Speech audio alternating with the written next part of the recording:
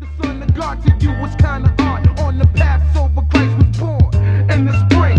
So now we bring the truth about the King of Kings. That's Black Jesus and not Caesar Borgias. And the facts can't be changed. It's all about the Most High. It's all about Yahweh Shai. It's all about the Most High. It's all about Yahweh Shai. Hebrew Israelites. Kwam Yasha. It's all about the Most High. It's all about Yahweh Shai. It's all about the Most High.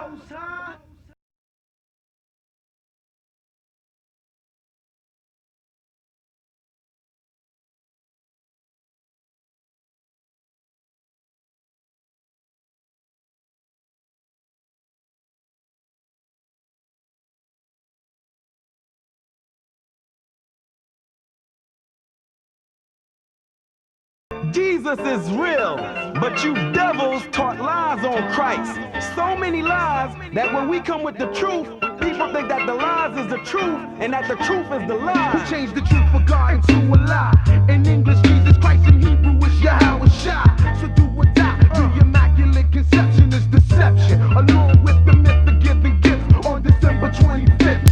Christmas is Satan's clause, the birth of Nimrod, and not the Son of God. To you was kinda odd. On the Passover, Christ was born in the spring. So now we bring the truth about the King of Kings. That's Black Jesus and not Caesar Borgias. And the facts can't be changed. It's all about the Most High. It's all about Yahweh Shai. It's all about the Most High. It's all about Yahweh Shai. Hebrew Israelites. Kwam Yasha. It's all about the Most High. It's all about Yahweh Shai. It's all about the Most High.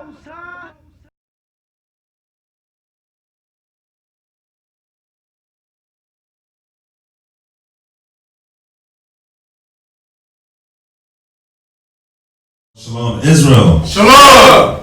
Shalom, shalom. Welcome to another class here with ISBHPK, located in Houston. The address here is 8524 South Bracewell Boulevard, zip code 77071. Again, we're located in Houston, Texas. Our class days out here is Mondays and Wednesdays from 7 to 10 p.m., Fridays from 6 to 9 p.m., Saturday, Shabbat morning class from 10 a.m. to 2 p.m. And if you got anybody in the San Antonio area, we got a class, we got school out there as well. The address out there is 4219 Senegate Street, San Antonio, Texas, zip code 78217. We got also we got classes out there. We got a school out there in Albuquerque, New Mexico as well. The address to that school is 7710 Manuel Boulevard, Albuquerque, New Mexico, zip code 87110. So if you got anybody in the San Antonio or the Albuquerque, New Mexico area, definitely have them link up, have them congregate, do what the scripture says, Zephaniah chapter 2, verse 1, and gather together with the brothers and sisters out there. Go ahead and congregate. Also in Albuquerque, New Mexico, you got the priest Mashaba. He does the Blog Talk Radio. He streams it live out of Albuquerque, New Mexico, and it's Tuesdays and Thursdays, and it starts at 9:30 a.m. Again, it's Tuesdays and Thursdays, and it starts at 9:30 a.m. So if you'd like to get the link for the Blog Talk Radio, it's blogtalkradio.com/MASHAHBA. Again, it's Blog Talk Radio /Mashaba or Shield of Wisdom, and it's Tuesdays and Thursdays, and it starts at 9:30 a.m. And for us out here, we do the cable show as well, and it starts at 8:30 p.m. and it's on Tuesdays, so it'll be tomorrow. It'll start at 8:30 p.m. on Comcast Local Channel 17, or you can stream it on hmstv.org. And the cable show will be getting switched to Saturday in a couple of weeks, right? I think it's next week. Yeah, the cable show will be getting switched to Saturday, so we'll announce when the cable show gets switched for those that watch the cable show. And we got a new restructured kids class, and it's going to be coming in June, so stay tuned, look out for that. We're definitely not leaving out the kids, but you can also watch our previous kids classes at ISBHBK Kids on YouTube. Again, you can watch the previous kids class on ISBHPK Kids on YouTube. Definitely check that out. Excuse me, definitely check that out. And to contact any of the priests, we got Priest Kazakia. We ask that you text only during class. His number is 281-707-2737. And you got Priest Kwataza. His number is 303-557-8979. Again, we ask that you text only during class. And if you would like to contact any of us outside of anything like that, we got an email. And the email is isbhbk@isbhbk.org. And Israel Wear is back to accepting orders again on Facebook. So if you would like to get a garment, French pants, French shirts, headbands, tunics, girdles, armbands, we got it on Israel Wear. So definitely go get on Israel Wear, order you a nice garment. And the donations, if you would like to send in any donations, if you would like to help out with the rent, the bills for the school, books, pads, pens, papers, anything like that to help further the educational process of the people, of your people, the Wells Fargo account number is on the screen. The Google Wallet is also on the screen. And if you would like to mail in books, pens, pads, papers, pencils, anything like that, highlighters, whatever it might be, whatever the Most High put in your heart to give, the address is for the school address. It's 8524 South Braeswood Boulevard, Houston, Texas, zip code 77071. All contributions are welcome and needed. So with that, we're going to go ahead and open it up for questions. I know the sister had a question. Why was the kingdom? She had a question about why was the kingdom split? Right? So she wanted to know why was the kingdom of Israel split in the time of Solomon, or after the time of Solomon. Go to 2 Kings. Go to 1 Kings 11. Excuse me. Go to 1 Kings 11. Question was, why was the kingdom split? Why was the kingdom split into the northern kingdom and the southern kingdom? Go to 1 Kings chapter 11. Go ahead and read. Come, 1 Kings chapter 11, verse 1. But King Solomon loved many strange women. Right, so at this time, it was King Solomon now who was in power, right? God. Who was his father? King David. King David. So how many years of peace did Solomon have? 40. 40 years of peace and prosperity in Israel. And not just in Israel, but it was 40 years of peace throughout all the lands, because of the fact that Solomon's wisdom was controlling everything. Everything went through Israel. Everything went through Israel. All the queens and kings and princes, they were paying tribute to Solomon. All right, you had Queen of Sheba. What was she doing? She was bringing trains of camels and spices and different exotic birds and plants. Right? When it was time to build the temple, he had to commission a different type of wood in a different land, but he used wisdom to deal with the people. So what? The business was getting done. It was easy. I had to go fight. He didn't have to go fight to get things done. He had that peace. He used his wisdom. Yes, sir. Go ahead.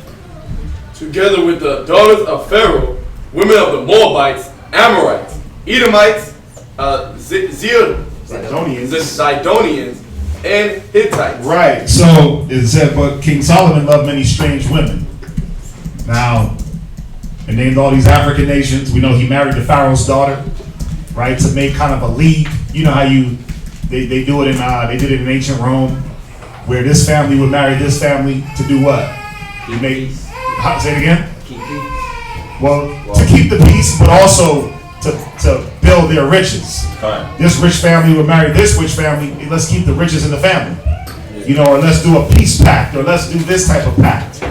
So he married Pharaoh's daughter for that reason, but then he went and did what? Got with the Edomites, Moabites, Ammonites, Zidonians, the Hittites.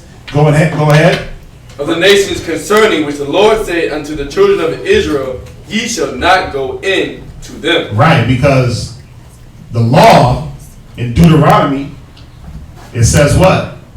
Don't make any marriages with the Canaanites and these other nations. We weren't supposed to marry. Don't give your sons to their daughters, and don't give your daughters to their sons. Vice versa. And it's funny you had brought that out because it was shown to me too. Like I was going back reading through there. Right. And when you read over there, it don't even like in Deuteronomy 7:1. Like when it's naming all the nations that he destroyed before us. A lot of the nations are not even named. A lot of these nations. Right. Well, because it was understood that we weren't supposed to marry outside of Israel, so you wouldn't have to name all the nations when the Most High is like, just don't marry the nations. I don't gotta name them all. There's a lot to name, so I'm gonna keep it simple. Just don't mess with them. But real quick, go to Tobit. Go to Tobit.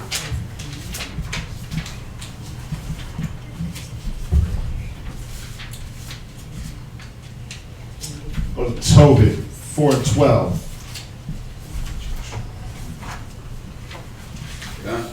Read that, somebody. The book of Tobit, chapter 4 and verse 12. Beware of all whoredom, my son, and chiefly take a wife of the seed of thy You fathers. see that? You're supposed to take a wife of the seed of your fathers. Talk about the forefathers, Abraham, Isaac, Jacob. Go ahead. And take not a strange woman to wife. Right. See, now I didn't have to name all the nations because it's telling you. Seed of your fathers, everybody else that's not a seed of your father is a stranger. We know that. Everybody else is a heathen. It's just like when you say heathen, you don't got to name every single nation because it's understood that who is a heathen? Anyone outside of Israel. Right? Go ahead. Which is not of thy father's tribe. Right. Now, a lot of people get confused and confounded when it says father's tribe. It's not speaking like because you're a Judite, you got to go get you a Judite. Y'all get that, right? It says your father's tribe. It's still, if you look at it in the context, it's still talking about your forefathers. Because why would it come back and contradict itself in this is one verse. The first precept. The first precept is like, take a wife of your forefathers. Then it just comes back and says, get one of your father's tribe. You see that? Now, why was that significant? What was the significance of getting a wife in your specific father's tribe in these ancient times? Who knows? To keep the inheritance. To keep the inheritance in the tribe. Because if a Levite woman, or let's not use Levite, if a Gadite woman married a Benjamite man, what would happen?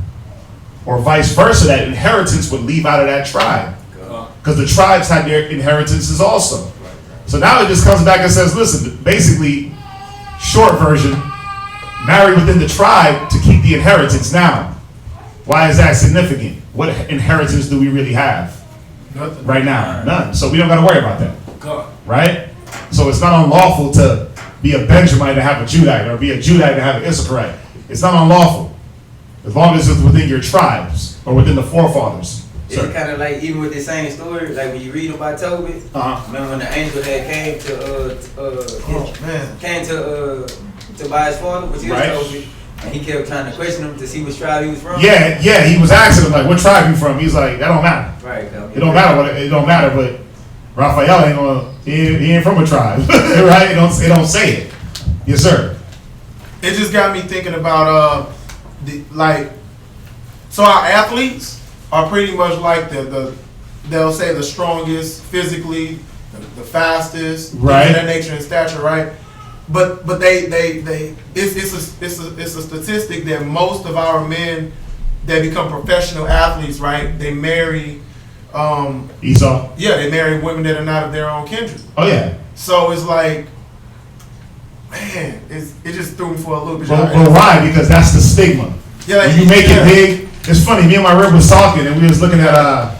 We were watching something. I was like, yeah, this guy's married to an Edomite, and she was like, yeah, and I was like, yeah, a lot of these black actors and these black, like the dude from Power. Now I can't name the dude from Luke Cage. Oh, it's a lot. Jamie Foxx. I think the only one that's not married to an Edomite is Denzel Washington. He's the only black man There's an actor that's about something that ain't married to a damn Edomite. Right. The Rock, he got an Edomite. Right. It's a lot of them. That was my question. I wonder, is that like something that they push because of the inheritance, right? These guys gross like X amount of millions of dollars. Mm-hmm. So if they push them to date their own kind or their, I don't know, their niece or maybe their granddaughter, something like that, right? Mm-hmm. That will keep the money that they're giving them inside of their own family. Yeah, it would. Is that one way of looking at But you gotta look at it like this. What's America's agenda? Not to get totally off the topic, but America's agenda is to destroy the black man. Right. And destroy the black family. So Right. if I tell you that it's accepted socially and it shows your high social status to get you a white woman, Mm-hmm.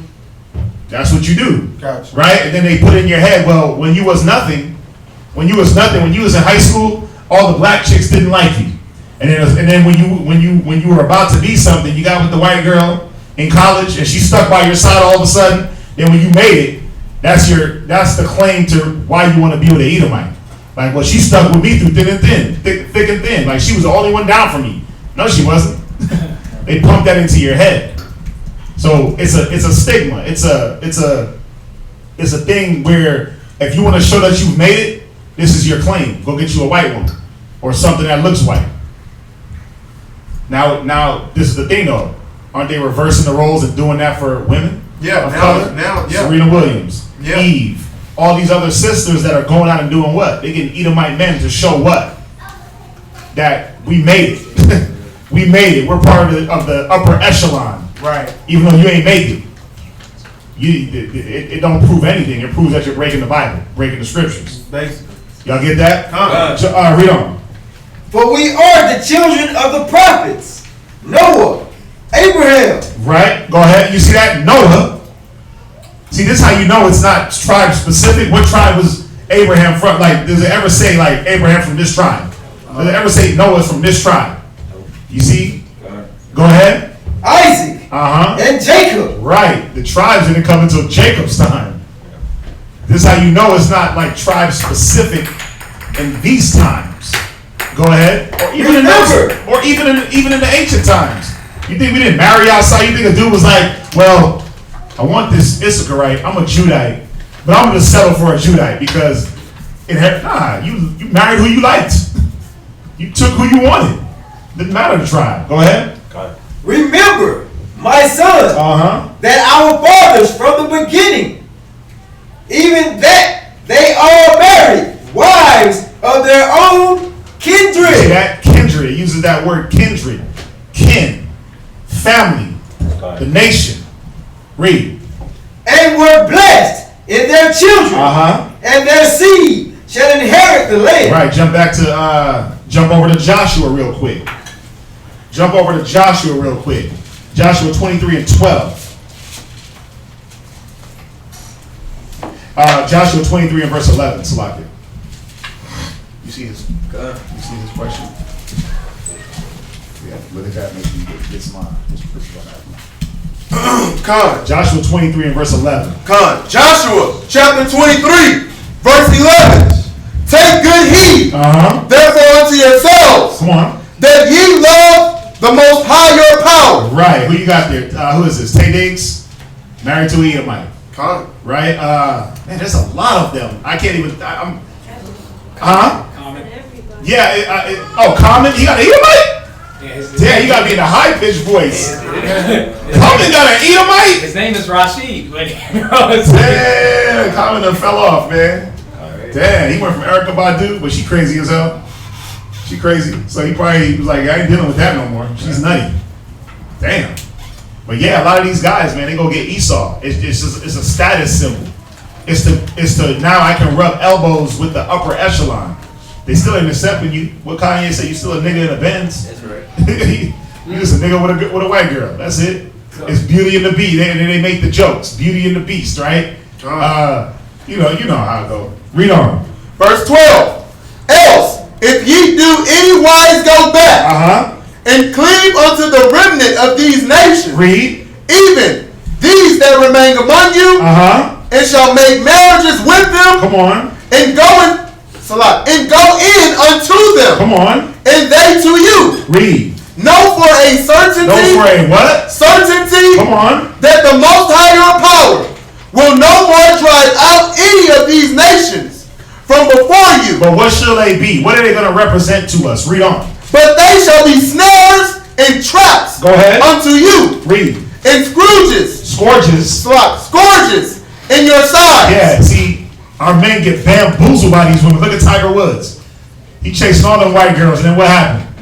He lost his whole life. He lost 10 years of his life. Snares and traps, man. Tiger Woods ain't been the same since that whole fiasco with old girl. That was 10 years ago. Or just about. He just got back on track. Yep. He's still messing with them white girls. He's still messing with Becky. Right? He's still messing when he ain't learned his lesson. But he's always, look at OJ. Snares and traps. Right? OJ got laid up in jail. Ain't he still in jail? Ain't OJ in jail for like life? Oh, for the whole kidnapping and the memorabilia and all that? Right. But look at his life. Over Nicole. Right? It ain't never going to be the same. But it's a thing. They pump it into the black man's head. Don't be with your own. Don't build your kind. Go build Becky. Right. Go build this person.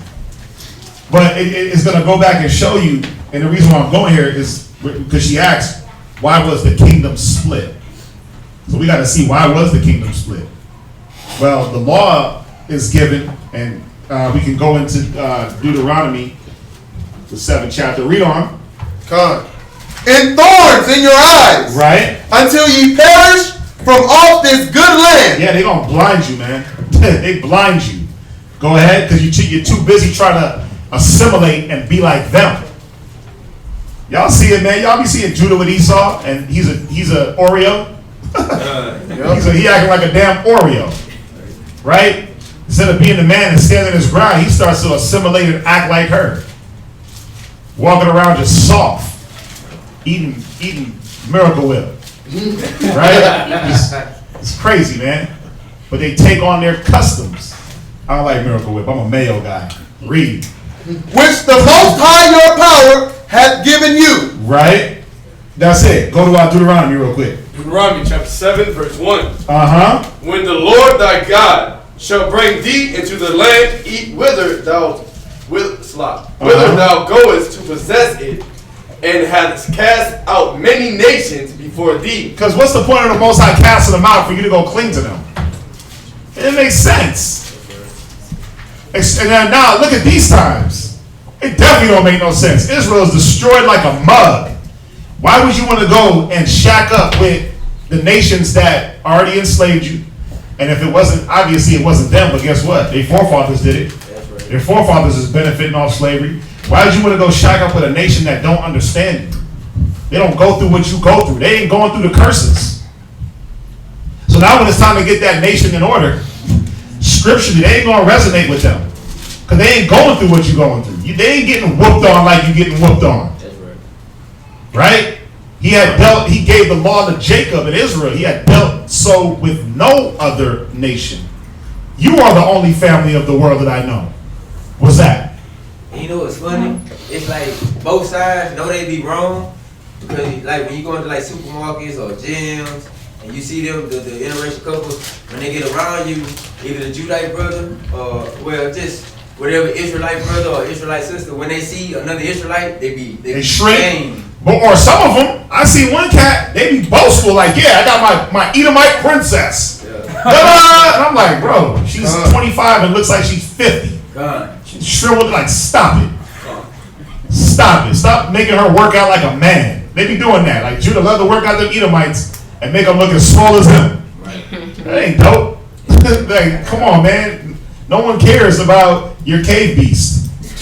I don't care. You can run around with Esau all you want. Job said he wouldn't let his dog lay with them. He wouldn't even let his dog lay down next to them, man. So, anyway, read on. The Hittites and the Garshites, right? And the Amorites, come on, and the Canaanites, and the Perizzites, and the Hivites, and the Jebusites, 7 nations greater and mightier than thou. Right, read on. And when the Lord thy power. And you're right, he didn't name Moab, Ammon, Esau, but he didn't have to. Yeah. He didn't have to. And especially here, we were around mostly these African nations going into what land? We were going to go take that land. So we had to go in there and kill them, right? But he was letting us know, even when you go in there to go take that land, don't deal with them. They're going to soften y'all up. Ain't that what they did? Yep. Niggas is soft, B. They go get with Moab, and all of a sudden, it's like, man, you just run around in a kimono. You lost your, bro, I got a cousin. This dude was born in Jamaica. Dark as hell dude, just dark. And he just running around in a damn kimono eating noodles. Just soft, bro. I'm like, what the hell is wrong with you? He don't claim no heritage. He don't know that he's an Israelite, but he don't even claim being a Jamaican. He claimed more being Japanese than anything. I'm like, you need to stop. You need to quit. I got a cousin like that too. Yeah, we both got the same. Guess what? We probably both got the same cousin. Right? We probably got the same. His name Steve. Right? Read on. Go ahead. Thou shalt smite them and utterly destroy them. Thou shalt make no covenant with them, right? Nor show mercy unto them. Yeah, we weren't supposed to show no mercy. We were supposed to just smash them out. Go ahead. Neither shalt thou make marriages with them. Come on. Thy daughters thou shalt not give unto his son, nor his daughter shalt thou take unto thy son. Read. For they will turn away thy son from following me. Why will they? Because what will they do? They will turn away thy son from following me. Read. That they may serve other gods. Jump back to 1 Kings chapter 11 and verse 4. For it read verse 3. Gone. I'm going to read it. And he had 700 wives. How many of them? 700 wives. Oh, okay. Read. Princesses. Uh-huh. And 300 concubines. Right. So Solomon had about 1,000 women. What's that? What's the difference between a wife and a princess?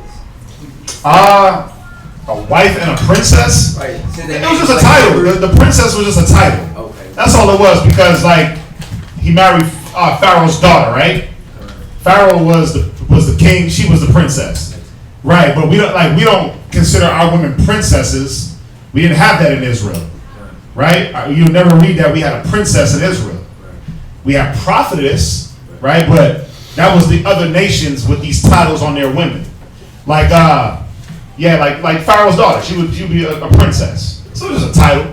And the difference between a wife and a concubine, like a wife and a concubine, different nations. Different nations. A concubine wouldn't really be considered a wife. It's a lower level. It's a lower level because of that nationality. Y'all get that? So kind of like Hagar. Right. She was they call her a handmaiden, but she would be considered a concubine. Right. What's that? I have a question. I hope I'm not jumping, but so what constitutes? How does a woman become? Whole different topic. A man's rib. Whole different topic. Okay. Whole different topic. Yeah, that's a whole. Okay. That right there, you jump all the way out the box. We can get to it. Okay. You gonna make me go in tonight, aren't you? You gonna really make me bang on sisters like they didn't catch his ass a couple of days ago. Anyway, what's up? So those 700 wives could be only his nation, and those concubines probably the Edomites, those Zebulites, right? The Amorites. It said he had 700 wives, princesses, 300 concubines, and his wives turned away his heart. But his wives were of the other nations too. Right, like Pharaoh's daughter. Right. She was a princess, but she was his first wife. Yeah. She was considered his wife. So it's just lower level. They might not be doing everything that a wife does. I mean, a concubine don't do everything as a wife. She don't have that stature. It's just a lower level. And then when you can look up the word and it'll go in more in depth, right? But that's not the point. Let's try to stick on the topic because y'all want to jump into marriage, and I know that's what this does when you read it. Let's stick on the point though. Go ahead, read. And his wives turned away his heart. What did they do? Turned away his heart. So what did it say in Deuteronomy, the 7th and 4th verse? 7th chapter 4th verse. It said, don't marry them because they'll turn away the hearts of your sons. Read. For it came to pass when Solomon was old that his wives turned away his heart after other gods. Come on. And his heart was not perfect with the Lord his power. Right, go ahead. As was the heart of David his father. Read. For Solomon went after Ashtoreth. Ashtoreth, go ahead. The goddess of the Zidonians. Right, so he went after the Zidonian god. Read. And after Milcom, the abominations of the Amorites. He called him the abomination of the Amorites. Come on, their god. And Solomon did evil in the sight of the Lord. Yeah, see, this is where the evil, this is what Solomon was being punished for. As we read down, this is why we understand the kingdom was taken and split in two because of Solomon's folly. It wasn't the fact that he had all these women. Let's not get that twisted. It was the fact that he went after their gods. You got to make sure y'all reading it right. All right? Go ahead, read on. And went not fully after the Lord. You see that? He went not fully after the Lord. Read on. As did David his father. Come on. Then did Solomon build a high place for Chemosh, the abomination of a Moab. You see that? He was building altars to the Moabite gods. Go ahead. In the hill that is before Jerusalem. Right. And for Molech. And for Molech. Go ahead. The abomination of the children of Ammon. So he was building temples to these women. Think about it. Solomon, he get old. They start spitting that nonsense in his ears. Baby, please, baby, please. They start wearing him down. He's like, oh man, just do it. Anyway, he went out and built it himself. Right. But he didn't stop it.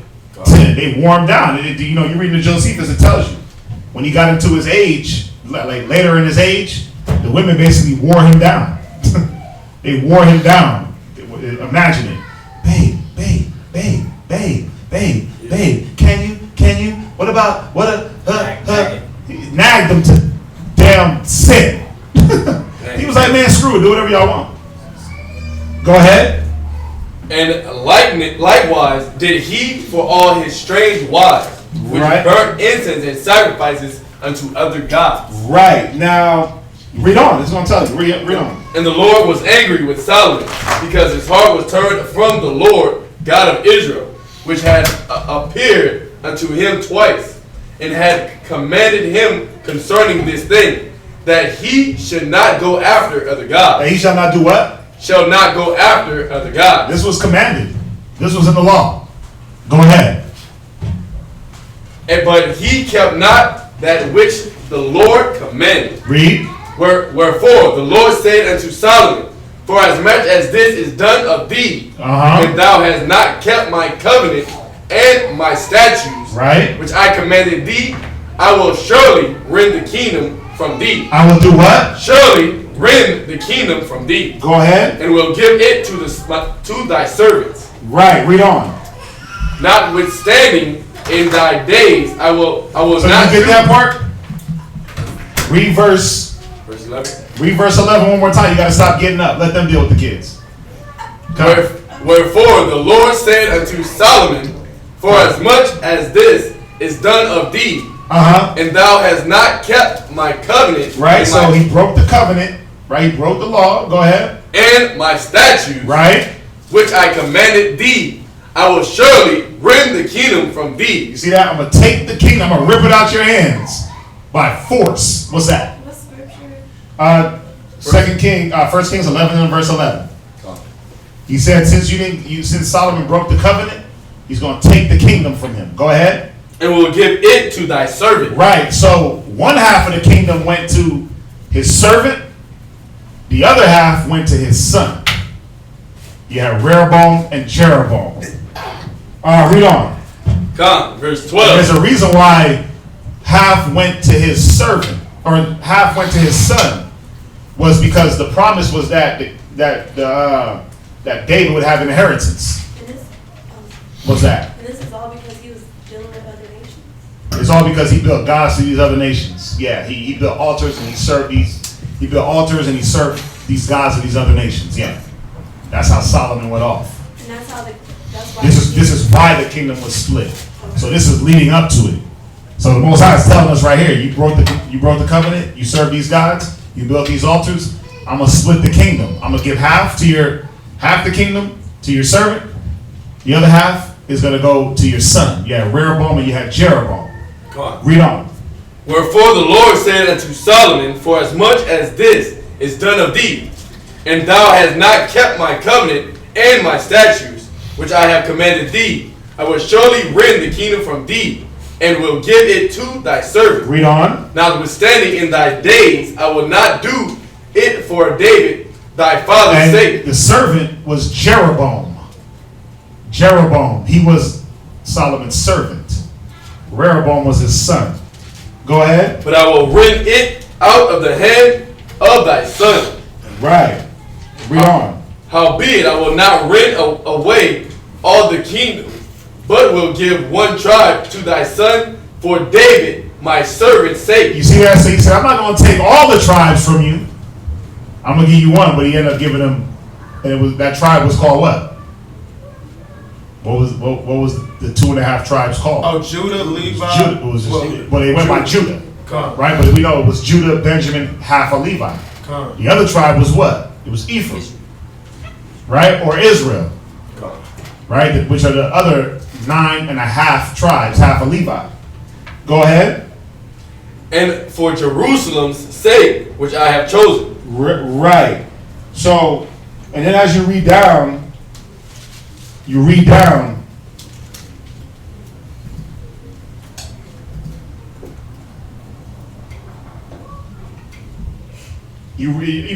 down into the story, and it goes into it, verse 26, it goes into Jeroboam trying to kill Solomon to take the kingdom. Right? He said he raised up his hand against the king. He was trying to get him out of there.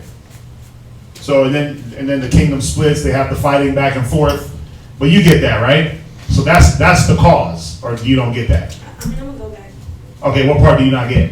Can you explain it? I'm sorry. So the law was given that as Israelites we weren't supposed to marry outside of the nation of Israel. Solomon went and took all these different wives of different nations. In doing so, when he got into his old age, they persuaded him to build temples to these other gods. Right? The Most High came and said, because you built temples to the other gods, I'm going to take the kingdom from you and split it in half. I'm going to give half to your servant, Jeroboam. I'm going to give half to your son, Rehoboam. The reason being, for David's sake. David was Solomon's dad. So for the righteousness of David, I'm going to still let part of that kingdom stay in that bloodline. You get that?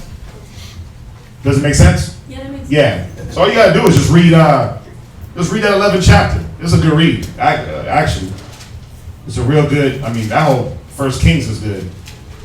Really. You gotta start at Samuel, man, and read about David and why the Most High said for David's sake, I'm gonna leave you one tribe, because David was a cold dude. David was a cold dude. So then, as you read in, when you get to the 12th chapter, it goes into Rehoboam, and it talks about him and what he was about, and then it goes back and forth about Rehoboam and Jeroboam, which are the two men who the kingdoms were split into. All right, so yeah, you can read that 11th chapter, that 12th chapter, that 13th chapter. You could also read, let's see here. You can read the 14th, goes into Jeroboam, 15th. Yeah. All right. Everybody get that? Come. Ken. What's the next one? What scriptures can we use to show that Gentiles can sometimes mean Israelite foreigners? You get that? Go to go to Acts 21. So the question is, what scriptures can we use to show that Gentiles can sometimes mean Israelite foreigners? Acts. We ain't got to do that then. We just keep it simple. It's the simplicity of Christ. Right? Go to Acts 21:19. And when he had saluted them, he declared particularly what things God had wrought among the Gentiles. Among the who? The Gentiles. Now read verse 18. verse 18. Acts chapter 21, verse 18. Now this, What was the question? the question is, what scriptures can we use to show that the word Gentile can sometime mean Israelite, foreigners, or Israelite? Because Israelites were referred to as Gentiles in the scriptures. Y'all know that, right? Come on. Right, so we're going to go do a few just to prove it. Acts 21:18. I mean, this right here is the nail in the coffin. You ain't got to go to anything else, but we're going to go to more. Read this. And the day following, Paul went in with us unto James, and all the elders were present. Right? And when he had saluted them, he declared particularly what things God had wrought among the Gentiles by his ministry. Right, so now it's going to further edify on who are the Gentiles. Go ahead. And when they heard it, they glorified the Lord. And said unto him, Thou seest, brother, how many thousands of Jews there are which believe. Right, but in the verse 19, they call them Gentiles. Why? Because these were Jews in a Gentile state of mind. For anybody that's unclear, it's like how we sit there and teach. Everyone we teach are Gentiles. Y'all know that, right? Because they don't know that they're Israelites. Until they wake up and say, oh, I'm an Israelite, and they start believing. But we were all Gentiles in the mind, a Gentile state of mind. Not that we were Gentiles by blood. We were in that American mind state. We were proud to be Americans. We thought we were Americans. We celebrated American customs and holidays. So you had a lot of Israelites or Jews that were in that Gentile, that Roman state of mind. You get that, right? Okay. I mean, I'm just going off. You're looking like you're confused. Oh, okay. Come. Go ahead. And they are all zealous of the law. Right. And they read on verse 21. And they are informed of thee. What? Read. That thou teachest all the Jews which are among the Gentiles.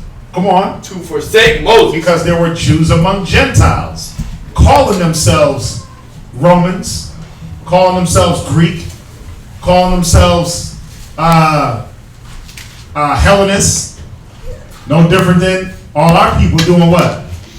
What do they call themselves? Mexican, Jamaican, Haitian, American, Dominican, Christian, Catholic, Muslim. Yes, sir. And they still teach us to be Greeks. Cause like when they go to these colleges. Go to the colleges, right? Nobody want to be a Greek. Nobody want to be a Hebrew. Right. You're going to pledge Greek fraternities and what it is, they teach us to be everything else but ourselves. They teach you to be a faggot. They teach you to be, if you're a woman, they want you to be a man. If you're a man, they want you to be a woman. If you're a grown man, they want you to be a boy. You associate with being a 3-year-old child. If you're a 3-year-old child, you associate with being an old 90-year-old like you Benjamin Button. They want you to be everything but a Hebrew Israelite. They want you to speak Ebonics. They want you to speak go learn Chinese, Japanese. They want you to learn everything else but who you are. They prove it through school. You learn the white man's history. You learn Roman history, Greek history. You learn about the Renaissance, European period. You learn about everything else, and then when it comes to slavery, you just a nigga, basically, or you just an indentured servant. One thing I liked about Ebonics though, when you really like look at the Ebonics, we would really kind of like why they make fun of us when they do that. When we do it, it's because they really hate because it's part of our natural tongue. Like when because we got style. We got style, but remember, our natural tongue was Hebrew. So there's no Ebonics in Hebrew. You just spoke it. I'm saying like when we talk, we be like instead of the door, we be like the door. Yeah. I see what you're saying. Yeah. They definitely want to be like us, the nations. They definitely want to be down. Cause we make everything sound cool. Right. I mean, everything we do, we make it look cool. So yeah, you definitely got a point there. Go to 1 Corinthians 12 and verse 1. What does that say? John? Oh, it's terrible. God.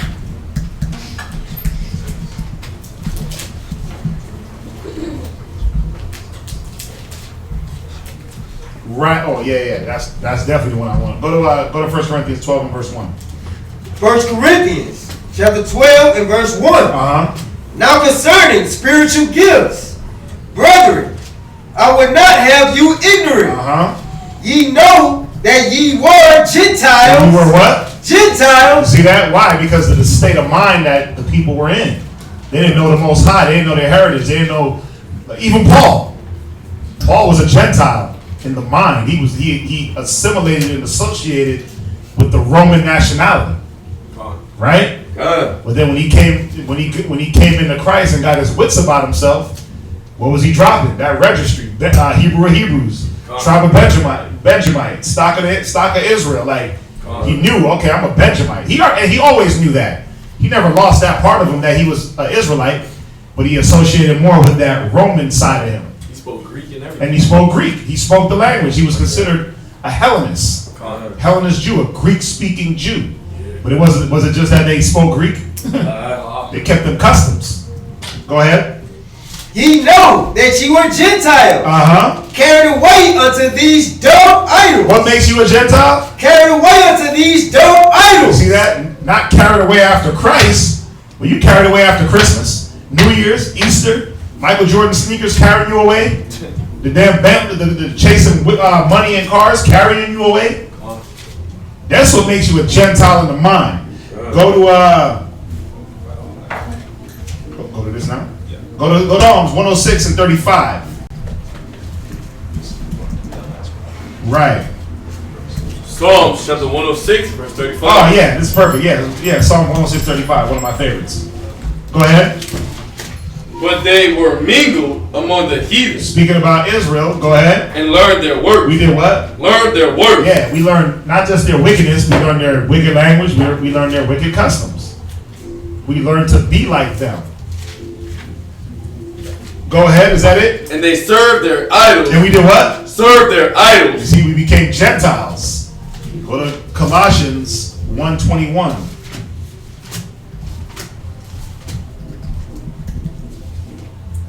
Go to Colossians 1:21. Colossians chapter 1, verse 21.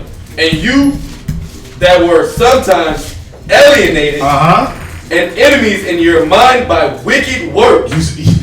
You see that? You were an alien. You were alienated from what? From the faith. You were alienated from Christ. Colossians 1:21. You were alienated from your people because of what?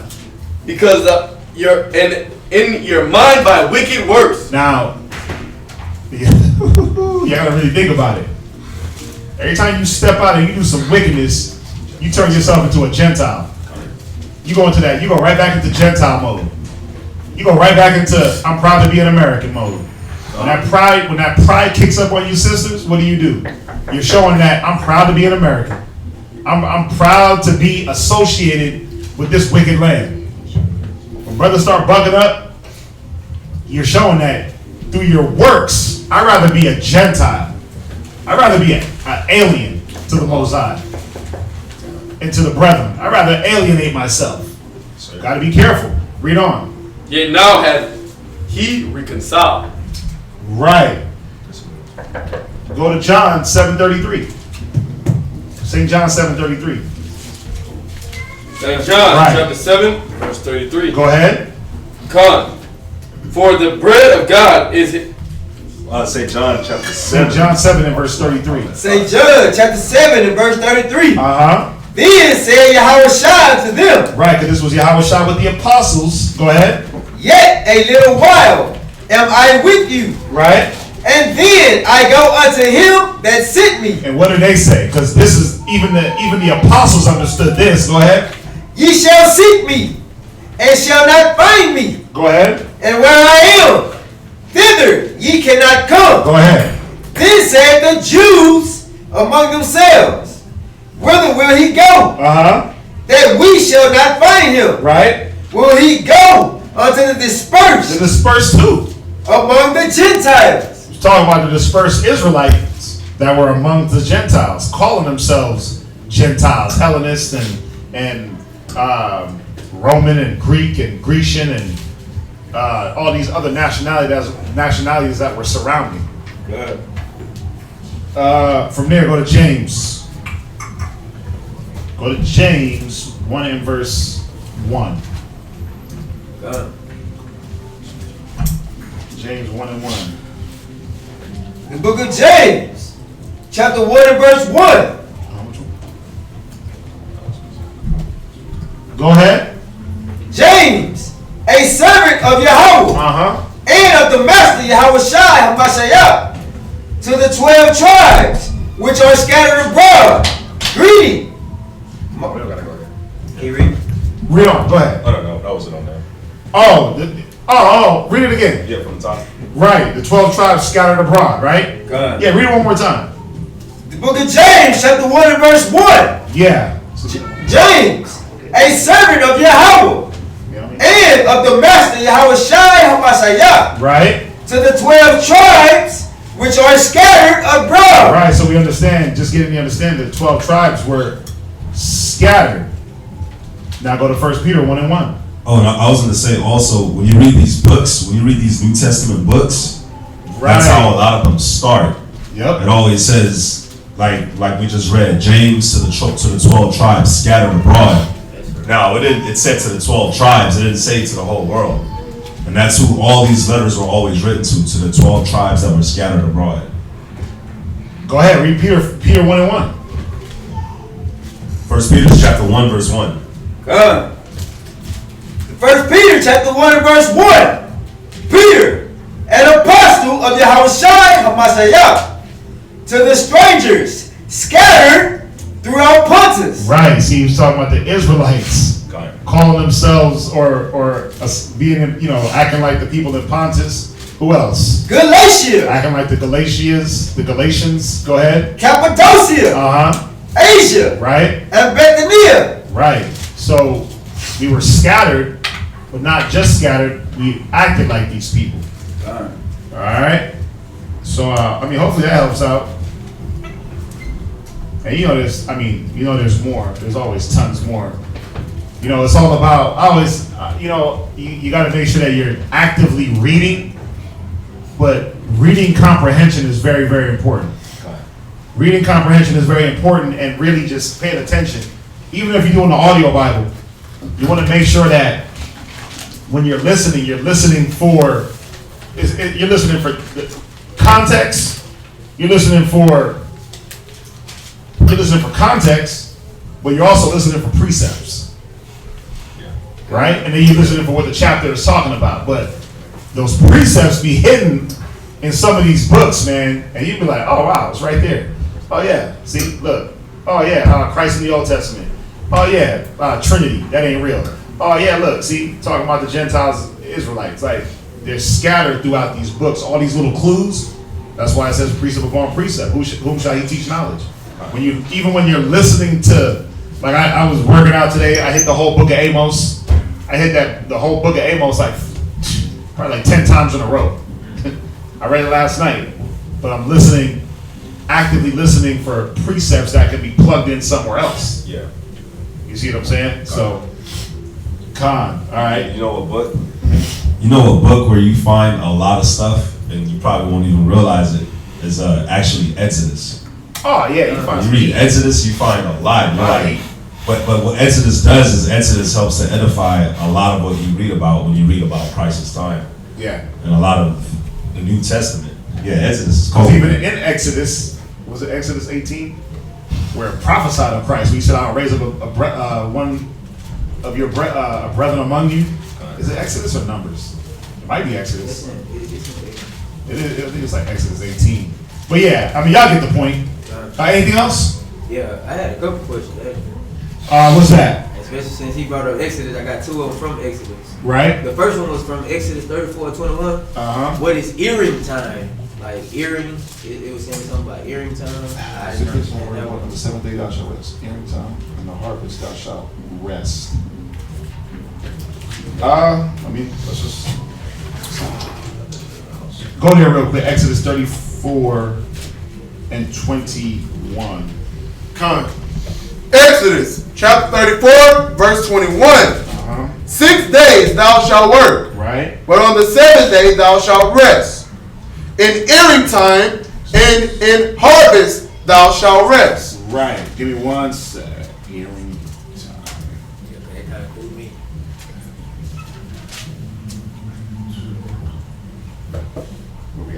Exodus. What was it? Exodus 34 and 20? 21. 34, 20. It says power. Thou shalt rest in earing time. Let's see here. Plowing, plow time. Plowing or its season. Airing time, the ground. So, Airing time. It says plowing or plow time. So would that be like when we had like in the law when they were giving us like the Sabbath of rest for the land? for the land, right? So let's see here.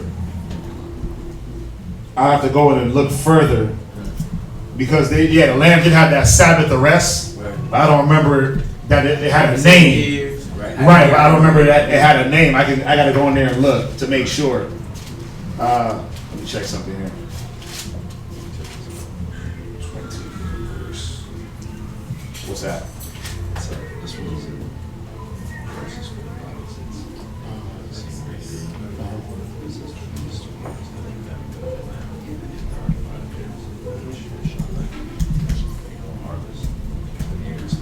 Plowing. Why do you plow the land?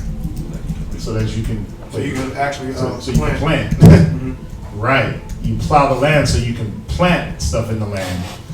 But So I mean, let us. resting though, like, Well, that's the thing. Let us look into it because it's probably not saying. It probably has nothing to do with the Sabbath of the land. It doesn't seem like it does. We can look in and just make sure. Hold on.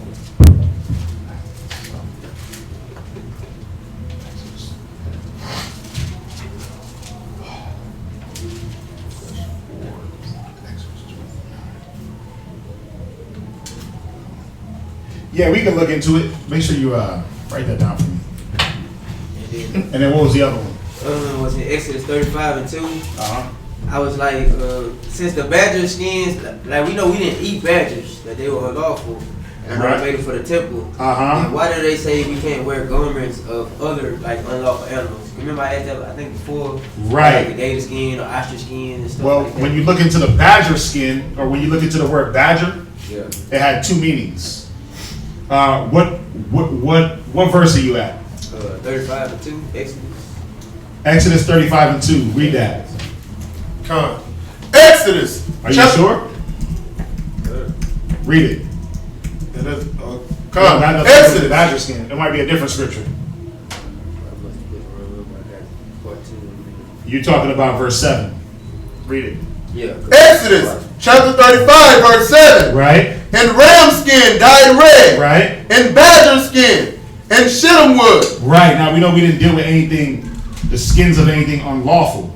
That's the one thing you got to have in your mind. We didn't wear anything unlawful as far as putting the skin on our flesh. Badger's skin. It says a kind of skin. I'm just looking up in the Strong's. Watch. Now, check this out. It says a kind of leather, skin, or animal hide.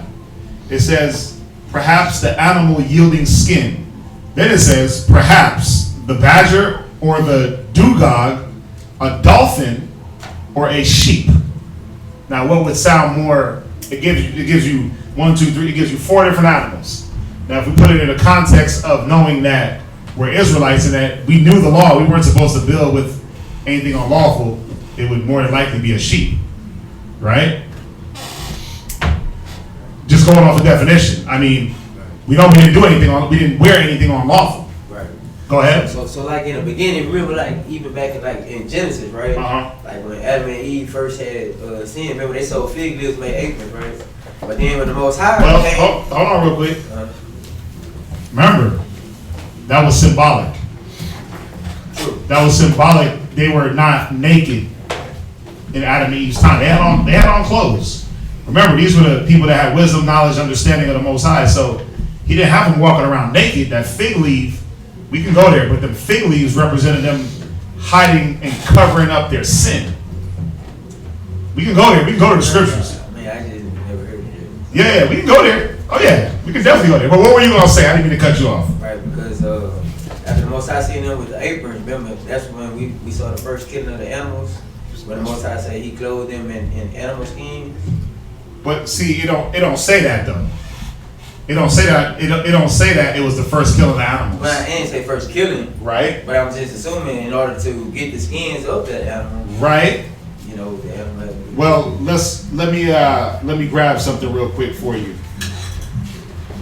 Let me show you.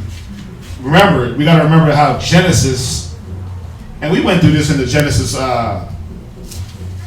What chapter of Genesis is that? That's Genesis 3. We went through it in the Genesis 3 breakdown. Let's see here. What do I want? Give me a sec. Let me get up in here real fast. I know I have that. My ass.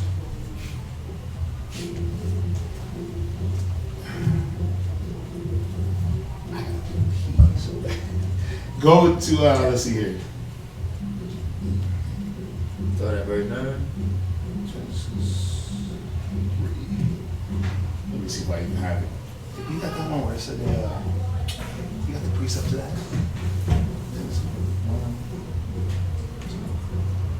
I'm gonna get it. Hold on. I'm gonna get it. I have my Genesis 3 breakdown. Oh my gosh. Let's see here. Go to I don't want to go to the wrong one. It's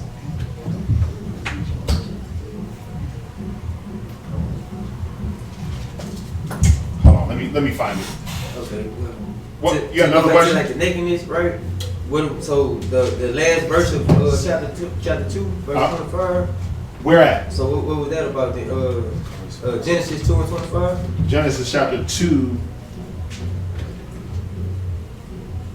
Genesis 2 and 25. On the same, still on the top. Right? You said what? No, right. I know that. I just want to. Man, I wish I had it with me.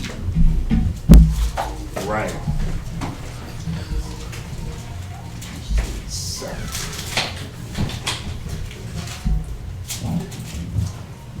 What's that?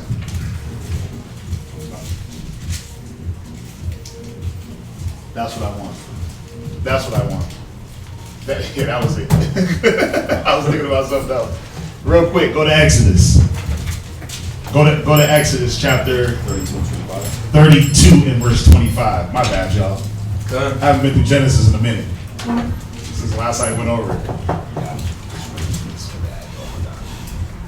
Exodus chapter 32 and verse 25. Now, hold that real quick. Jump to Genesis 3 and verse 7. Come. Genesis chapter 3, verse 7. Right, and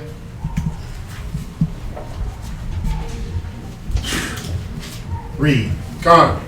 And the eyes of them both were open, and they knew that they were naked. Right.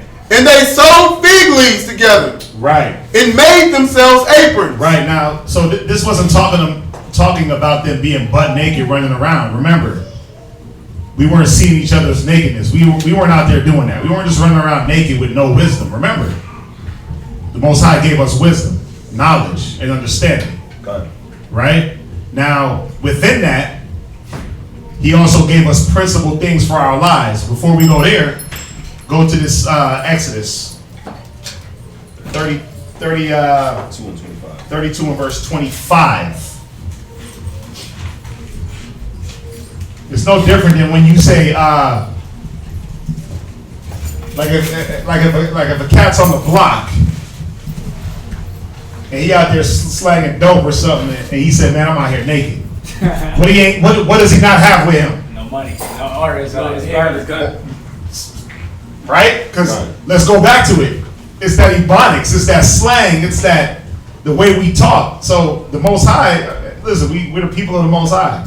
So He throws things in code because people's gonna look at that and be like, "Oh, look, they were really naked." But why would we be naked if the Most High gave us wisdom and knowledge and understanding? And if we're following our forefathers, why are we not naked today? You see that? Why are we not naked today? Because it wasn't wise to run around naked. Read that real quick, that Exodus. Yes, sir. Read that. Somebody. Exodus chapter 32, verse 25. If it wasn't talking about like their regular nakedness, what was the representation of the aprons and what was the representation of what the Most High, the skins, the animal skins that the Most High used? Right. We're gonna let me hit this one. There's one more I gotta find for you. Well, go ahead, read that. Exodus chapter 32, verse 25. And when Moses saw the people were naked. He said what?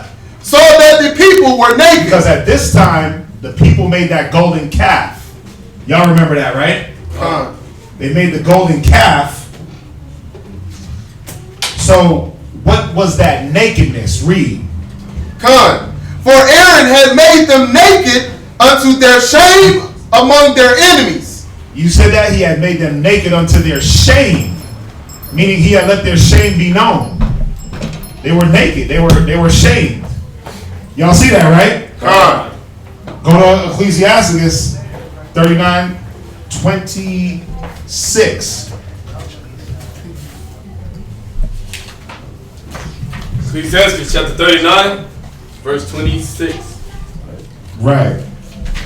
The principal things for this whole use of man's life was Wait. No. You gotta make sure you read it right. Read it with some power. It says the what things? The principal things. So these are the basic foremost things you need for life. Read. For the whole use of man's life are water. Read. Fire. Come on. Iron and salt. Flour of wheat. Right. Honey. Milk. And the blood of the grape. Right. So these are the principal things that you need for life. He's giving you this list. And oil. Right. And clothing. And what? Clothing. Right. So he didn't have Adam and Eve walking around without the principal things. They had all these things, man. They had fire, they had wood, they had water, they had iron. They had milk, they had honey, they had blood of grapes. Remember, Adam and Eve were a people. It wasn't just two individuals running around. Y'all understand that, right? Come on. So the Most High gave us the wisdom. Go to Ezra's. Go to Ezra's real quick. Go to second Ezra's. I want 5, I believe. No, 3.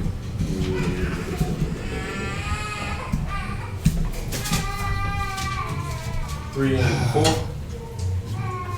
Yeah, go to second Ezra's. No, second Ezra's chapter 3 and verse 7. Come. And unto him thou gavest commandments to love thy way, which he transgressed. No. 3 and verse 6. Come. And thou leddest him into paradise, which thy right hand had planted, before ever the earth came forward. Yeah, that is Ezekiel. Go ahead, read on. And unto him thou gavest commandments. Thou gavest what? Commandment. Remember, Adam had the commandments. So what was the commandments? You weren't supposed to uncover the nakedness of your mother, your father, your sister, your brother. We went through that in Sabbath class, right? Got it. You weren't supposed to see all that. We weren't exposing ourselves to one another. Remember, he had the commandments. The Most High gave him the commandment. You know, you can put all these different things together and say, well, why would the Most High give Adam wisdom but not give him clothing? So they weren't naked. He was showing them their shame of what they did. It was just symbolic for that. You see that? It was just all of it was symbolism. The figs and all the sowing of everything. It was symbolism. Watch. Go to Ezekiel. This is the one I was brain farting over. Ezekiel 31, and this is one of my favorites. Ezekiel chapter 31, verse 8. Right. This right here is going to show you. Come on, Ezekiel chapter 31, verse 8. Start at. What's up? Right. So it wouldn't even have did anything anyway. What? Right. We could do that. But then we can tie back in. And that's the one that I wanted too. We're gonna go there also. Check this out. What verse are you at? Ezekiel chapter 31, verse 8. Nope. Go to check this out. Go to, yeah, you can start at verse 8. It's all good. Do Ezekiel 31 and verse 8. Read that. The cedar in the garden of God could not hide him. Right, now this is talking about Adam. It's talking about Adam and Eve. It said the cedar trees in the garden couldn't hide them. Go ahead. The fir trees were not like his vows. Right, because Adam didn't look like all the other people. So when he's trying to hide from his shame, and what was he trying to do? I'm gonna go hide in the nations. No, they stood out because they were different. They were given the wisdom. They looked different. Go ahead.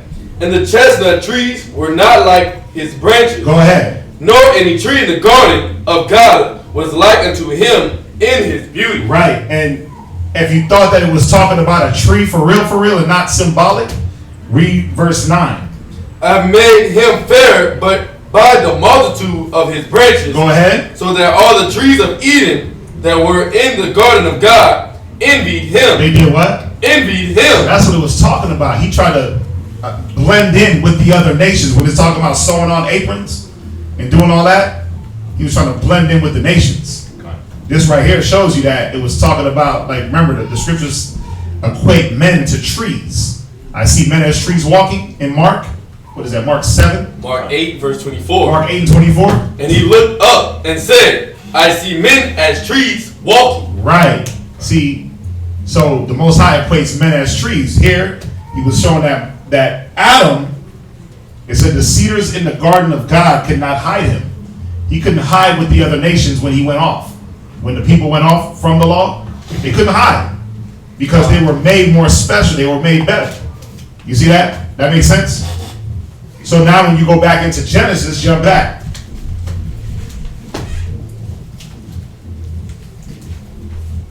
Oh, and then actually go to Isaiah 30 and 1. Go to Isaiah 30 and 1. This should tie it right in. Isaiah chapter 30, verse 1. Woe to the rebellious children. So was not Adam and Eve, that those people rebellious? Yeah, they transgressed the Lord, the word of the Most High. Go ahead. Because it says it here in 2nd Ezra.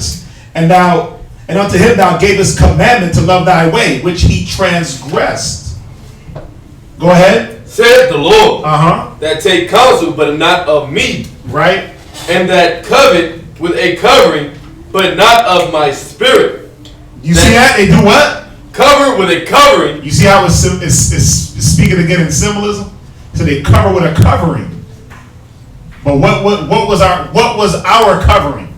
The Most High. The Most High through what though? What covered us? It was the law. The law of God. Now Adam covered with the nation's doings. That's what it was talking about. He went and tried to cover up with what they were doing and then try to graft himself in there with them. Nakedness. Huh? Within the nakedness, it said that they were naked, that they were ashamed. Because when you're naked, you are ashamed. Yeah. What do you do when a person you watched? It was on Netflix with Shawn Wayans, where he's in the elevator, like the ground. It was called Naked, and he's right. don't look at right. You try to cover up, you ashamed. God. So it's the same thing. Go ahead. But not of my spirit. Right. Go ahead. Read on. That they may add sin to sin. Right. And that's what it was. He was just adding sin to sin. He was sewing on them aprons, trying to engraft with these other nations. I thought there was another one, man. I felt like there was another one. Isaiah. But I mean, y'all understand that, right? It was Deuteronomy 8 and 18. Yeah, of course. Go ahead. Read verse 2. Isaiah 30 and 2. They that walk to go down into Egypt and have not asked at my mouth to strengthen themselves in the strength of Pharaoh and to trust in the shadow of Egypt. So it's talking about how like our people wanted to use Egypt and Pharaoh as our defense, right? Use Egypt and Pharaoh as our strength, right? When you go back to Genesis chapter 3, where is it at? Genesis chapter 3 and where it speaks about the aprons. Read Genesis chapter 3 verse 7.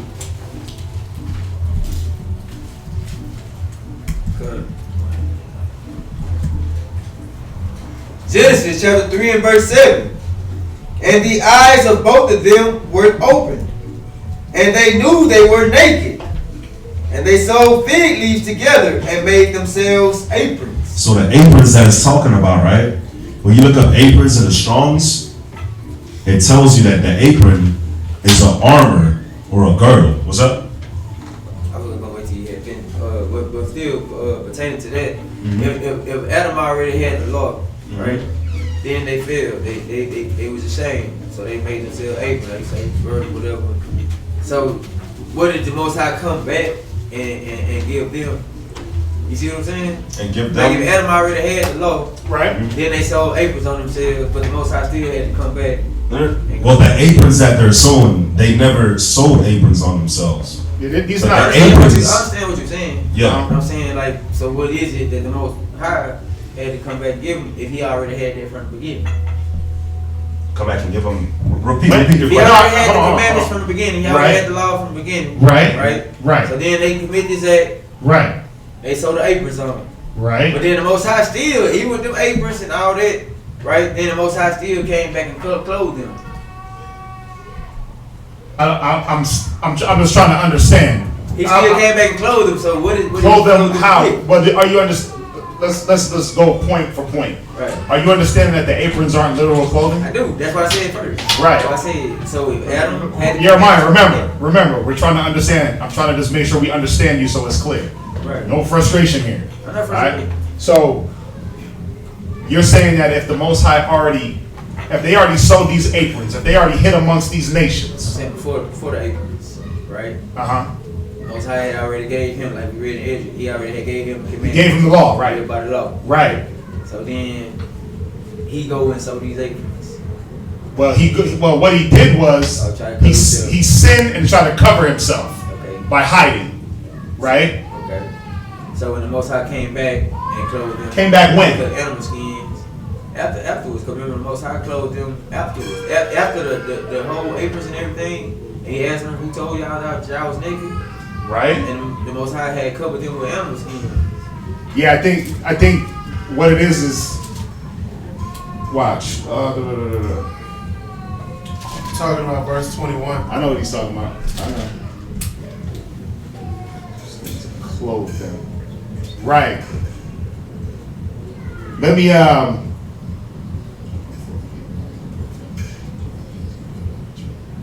Right, you talking about verse 21, right?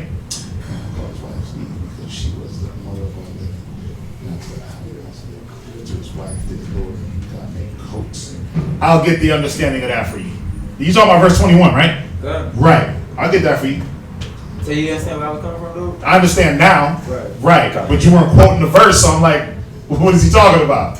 I understand what you're saying now, so we just gotta get the understanding of verse 21 for you.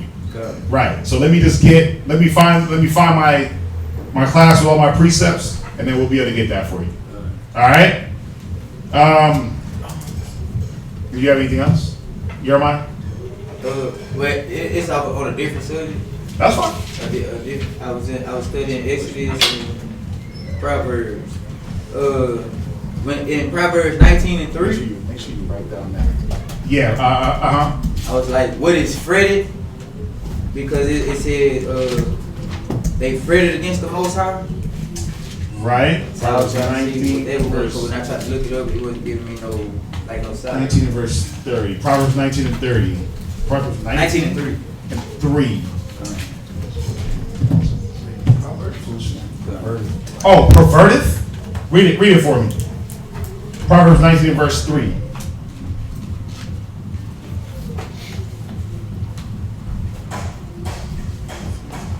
Is it not? And his heart fretteth against the Lord. Right. So Yeah, like when you fret, like don't fret, don't be scared.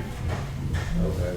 Yeah, like in Jamaica we say don't fret, right? Yeah, that's. Yeah, or don't be afraid, don't be afraid, don't fear. We just say don't fret. Yeah, Jamaica we say. Yeah, like. But it say against. Right, read it. Proverbs chapter 19 and verse 3. The foolishness of a man perverted his way, Right. and his heart fretteth against the Most High. Right. Hold on. I have a definition of fret. Yeah, what you got? It says be constantly or visibly worried or anxious. Right. So it's what's the one that says Also says upset, concerned. waiting for it says he tread the That sounds like that. waiting for fire. Damn, I'm miswording it, man. Fret not the Lord. Yeah, because it's that word. It's that wording that. And that's all it is just the wording. But watch, check this out. Proverbs 19 and verse 3, right? That's how you just gotta get.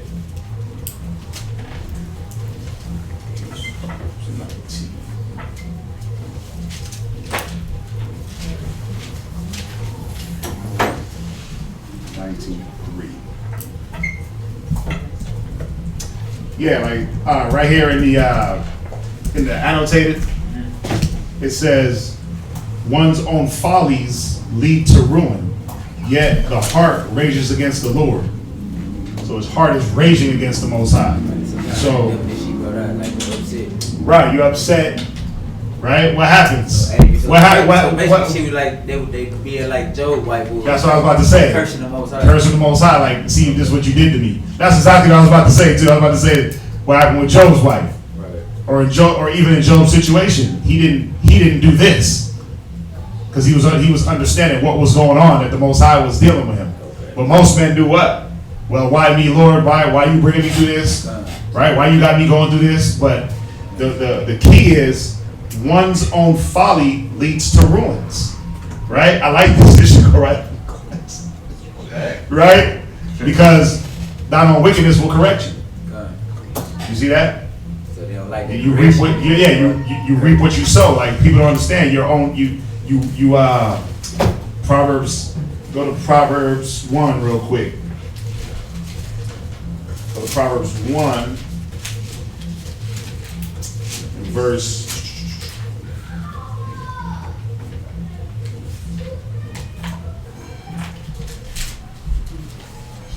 22. 1 and verse 31. 1 and verse 30. Proverbs chapter 1 and verse 30. They would none of my counsel. Right. They despised all my reproof. Go ahead. Therefore shall they eat of the fruit of their own way. You see that? You despise counsel, you despise reproof. Now you're eating of the fruit of your own way. But what is this man that's raging against the Most High? He's like, see, Lord, you got me here. You put me in this position. Go ahead. And be filled with their own devices. Right. You see that? So that's what that's going into. And then the last one, it's in the same chapter 19, verse 26. It was like wasted his father. So the word waste. That wasted his father and chased away his mother is a son that causes shame and bringeth reproach. We can just look it up. But watch.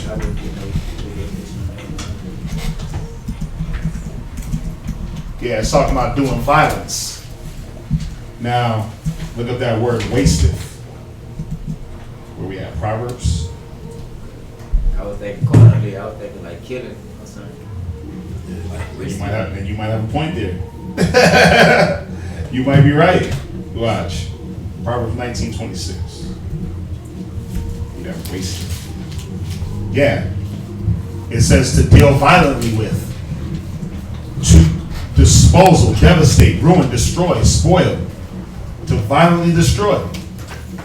To devastate. To assault. Yeah, so that's what it's talking about. Cause I had three like good corner answers. I was thinking like one when they say wasted, you know how they talk about white boy wasted or whatever. Like either like the Canaan and not Canaan, Ham and Noah. Right. And then I was thinking like the inheritance part, like the prodigal son. Like maybe he took it and just squandered it out and made the family shame because he took the inheritance and like just blew it or something. Right. I was just thinking like I'll kind of like just because I wouldn't get no good definition for it. Right. No, that's what it's talking about. It's just talking about doing violence. He that wasteth or assault or violently destroy and chaseth away his mother is a son that causeth shame and bringeth reproach. Because the scriptures say what? We're supposed to honor our mother, honor our fathers. We're supposed to love them. right? We're not supposed to go to Ecclesiastes. Go to Ecclesiastes 7.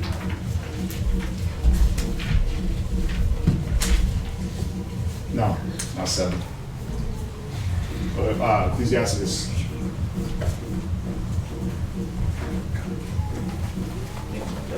No, go to chapter 3.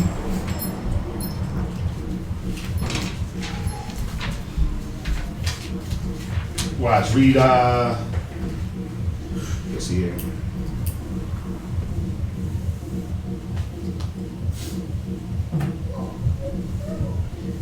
Ecclesiastes 3:12.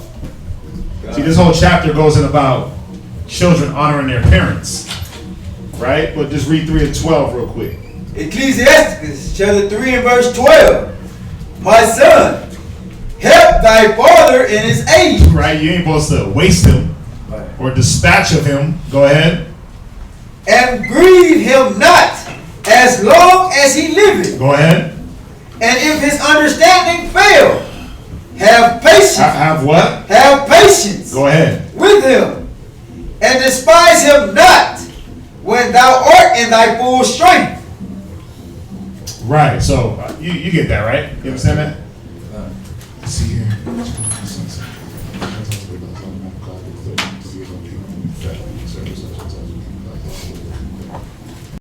Condemn you Jews who it says, so there's a question online. It says, Shalom, my son sent me this. And if the Gentiles obey God's law, won't God declare them to be his own people? In fact, uncircumcised Gentiles who keep God's law will condemn you Jews who are, and then it cut off. I think she's still probably typing. Yeah. Well, the first part of the question, and if the Gentiles obey God's law, won't God declare them to be his own people? Well, no. Because what Gentile are you speaking of? What Gentile are you speaking of first and foremost? Are you speaking of how we were talking about Gentiles in the state of mind, or you talking about these nations? First and foremost, we got to understand that even Paul, go to Romans 9 and verse 1 real quick. She finished typing. Oh, did she? Jews who are circumcised and possess the law but don't obey it. Wait, for God will condemn you Jews who are circumcised and possess God's law but don't obey it. For you are not a true Jew just because you were born of Jewish parents or because you have gone through the ceremony of circumcision. Yeah, you're not. You're not a real Jew because you went through circumcision or because you have Jewish parents. That's right. You're a Jew by blood. Romans 9 and 1. The book of Romans, chapter 9 and verse 1. Right, so there is no such thing as spiritual Israel, or I'm a Jew because I got circumcised. Many nations circumcised. Okay? They got that from us, but that doesn't make them Israelites. That doesn't make them Hebrews. That doesn't make them Jews. Read. Romans chapter 9 and verse 1.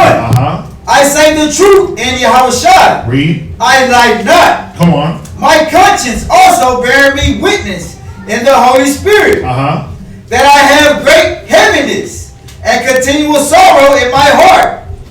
For I could wish that myself were accursed from Yahushua for my brethren. Right, go ahead. Who is his brethren? My kinsmen. Right. According to the flesh. And who are those people? Who are Israelites. What? Israelites. Right, so you can't be a spiritual Jew. There's no spiritual Israel. Gosh. You can't be spiritual Israel. You can't be a spiritual Jew. It's the kinsman according to the flesh, the blood. Go ahead. So you can circumcise. You can wear the, they can wear yarmulkes all they want. Dreidels and dreidel. They can do all that. They can speak Hebrew. They can eat matzah crackers. They can drink Manischewitz wine. They can celebrate all the holy days they want. It's about that bloodline. Go ahead, because this is going to tell us right here. Read. To whom pertaineth the adoption? Wait, the Israelites pertain to what? Adoption. Right, we the ones that were adopted in, not no nations. Go ahead. And the glory. Read. And the covenants. Come on. And the giving of the law. Yeah, the law was given to us. That's right. The covenants. right? What else? The covenants, the law, and the service, the priesthood. The service of the Most High was given to only the Israelites. Psalms 147:19. What you got?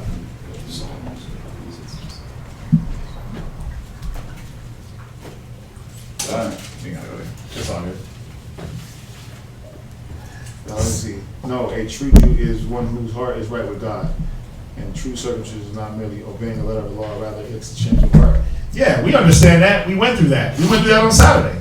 We know that it's about the circumcision of the heart. I'm just going off of your, maybe I'm misunderstanding your question. But first and foremost, it's about the blood. Okay?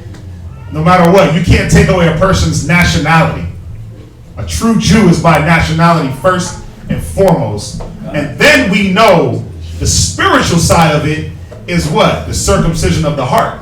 That's right. So let us finish this real quick. 'Cause we're talking about the service, who the law was given to. Go to Psalm 147:19. Go ahead. Psalm chapter 147 and verse 19.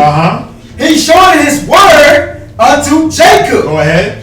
His statutes and his judgments unto Israel. Read. He had not dealt so with any nation. And as for his judgments, they have not known them. You see that? Wait, it says what about the nations? They have not known them. They have not known the Most High's judgments. That's why they run around like brute beasts, animals. Psalms 147:19 and verse 20. There's another one in Amos. Amos 3 and Yes, sir. 2. Yes, sir. Y'all with me? So first and foremost, the Israelite is one through blood and nationality, not anything else. Because you got those people over there claiming to be Jews, right? But guess what? Some of them claim to have circumcised hearts. Does that make them a Jew? Does that make them an Israelite? No. Go to Amos 3 and 2. The book of Amos, chapter 3 and verse 2. Read verse 3 and verse 1. Hear this word that the Most High has spoken against you, O children of Israel, right? Against the whole family, which I brought up from the land of Egypt, saying. Remember, because all of Israel, all 12 tribes came out of Egypt. That's right. Go ahead. You only have I known of all the families of the earth. Right, go ahead. Therefore I will punish you for for all your iniquities. Right. So that's why we are the ones that are cursed. We are the ones that go through the curses because of our iniquities. Because why? The giving of the law, the service, the covenant was only given to Israel. Go to Numbers 1:18. no, you don't have to go there. Go to this is Circumcise Your Mind. We just went there, man. We're in it was in what did we go over on Sabbath? Right. I'm trying not to search, man. I'm trying to use my brain power. Yeah. Right.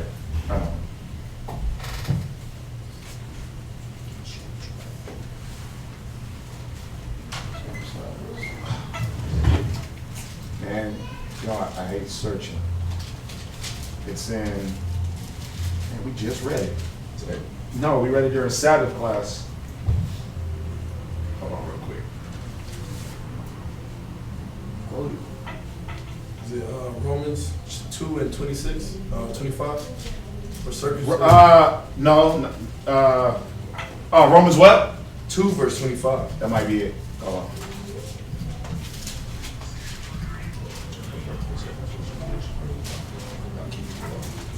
No, not that one. No. No.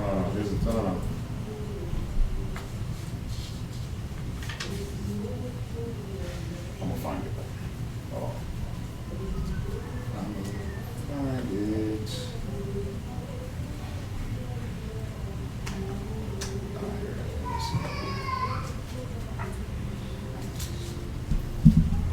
We were in Romans 9. Man, we went through this, man. Who was here on Saturday? Y'all folks. I was listening in for a little bit, but I had something else.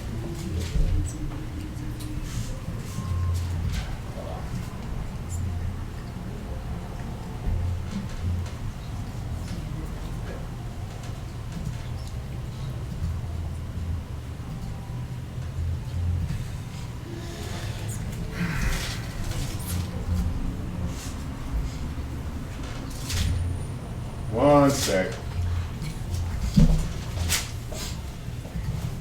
Maybe I'm Romans 3:1. Maybe I'm thinking of the wrong one. Go read that one. Romans chapter 3 and verse 1. What advantage then had the Jew? Or what profit is there of circumcision? Go ahead. Much every way. Chiefly because that unto them were committed the oracles of Yahweh. Right, now we're talking about, that's talking about that carnal circumcision, right? Man, it says circumcised. I'm going to find it.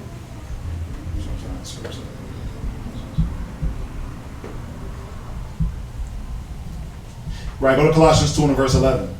Colossians 2 and 11. Colossians chapter 2 and verse 11. Go ahead. In whom also ye are circumcised. Right. With these circumcision made without hands. You see that? Now it's going into that spiritual. Go ahead. And putting off the body of the sin. You see that? So it's about the circumcision of the mind. It's about cleaning your mind up. Maybe I'm thinking of a different scripture. Sprinkle your conscience. Maybe I'm thinking about a different scripture. What's that? Let me see. Romans. That's the one, man. Romans 9. That's where I was at. Romans 2? Yeah, 2 and 29. Yeah, that's the one. Yeah, I was reading the whole thing. Go ahead. That's the one. I read 28. Oh my gosh. Romans I chapter knew we read this. Let me start from 25 up. Romans chapter 2 29. and verse 28. Verse 2, For he is not a Jew, which is one outwardly. Right? Because it's not about the out. We went over this on Sabbath class because it's not about that outward appearance. Fringes, beard. I got my actual foreskin. That's the one I'm looking for. Go ahead, read. Neither is that circumcision which is outwardly in the flesh, but he is a Jew, which is one inwardly, and circumcision is that of the heart, in the spirit, and not in the letter, whose praise is not of men, but of the Most High. Right, y'all see that, right? Good. It's about the circumcision of the heart. There's another one. Yeah, it's also by blood, right? Say it again? It's also by your nationality. Well, that's first and foremost. You can't take away nationality. That goes. Now remember, you could turn into a Gentile while you're doing this. Right. But you're not, and that's the Gentile state of mind, the things that we do as Gentiles.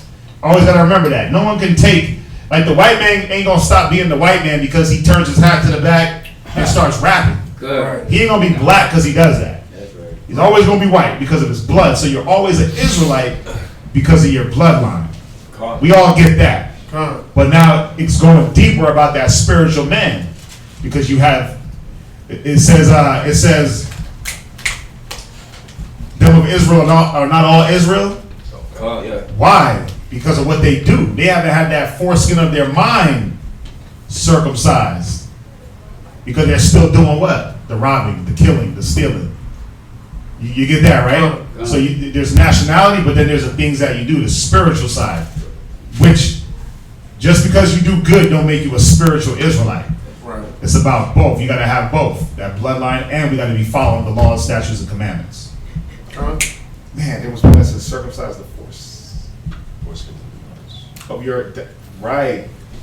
I know I wasn't tripping. There it is. Deuteronomy 10 and 16. Oh my gosh. Yeah, that sounds like Old Testament talk right there. Huh? Yeah, that sounds like Old Testament. Yeah, man. I'm sitting here like Deuteronomy 10 and verse 16. Wow. Come on. Deuteronomy. I'm in the New Testament. Yeah, go ahead, read. Deuteronomy chapter 10, verse 16. Circumcise therefore the foreskin of your heart.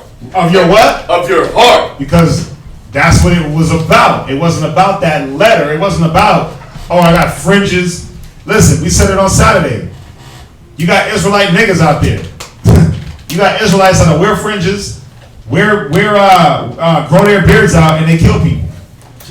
Right? You got sisters out there that'll wear a hair wrap, wear the skirt to appear one way, but inwardly they're whores. It was about the changing of your mind and putting off the old man and putting on the new. So, I mean, hopefully, the sister understands that. I mean, she said, let's see what she said. Shalom, you are right on point. My son have so many questions. I told him I can have one of my Israelite brothers speak to him, but he refuses. Right. Yeah, you just gotta, I mean, remember, you can't force them. You can't force them into it. So you just gotta pray to the Most High, and Scripture say, one man plant, one man water, the Most High give the increase. So that's all you can really do. Just keep talking to them. That's the one. Not as though the word of God have taken an effect, for they are not all Israel which are of Israel. Romans 9:6. Why? Because there was a certain standard and way that an Israelite was supposed to act. A man of Christ was supposed to act. Wasn't Judas an Israelite? But he was a nigga. He was an Israelite, but he really wasn't an Israelite, because thou shalt not hate thy brother in thy heart. Thou shalt not kill thy neighbor. Love your neighbor as yourself. Right? He didn't follow these principal things. He had the attire, or whatever the case may be. He rolled with brothers. Right? Damn. Anything else? One person asked the question in Tribe of Judah. Is it new? You seen it? Yeah, I seen it. Yeah. Go to Titus. No, go to Timothy's.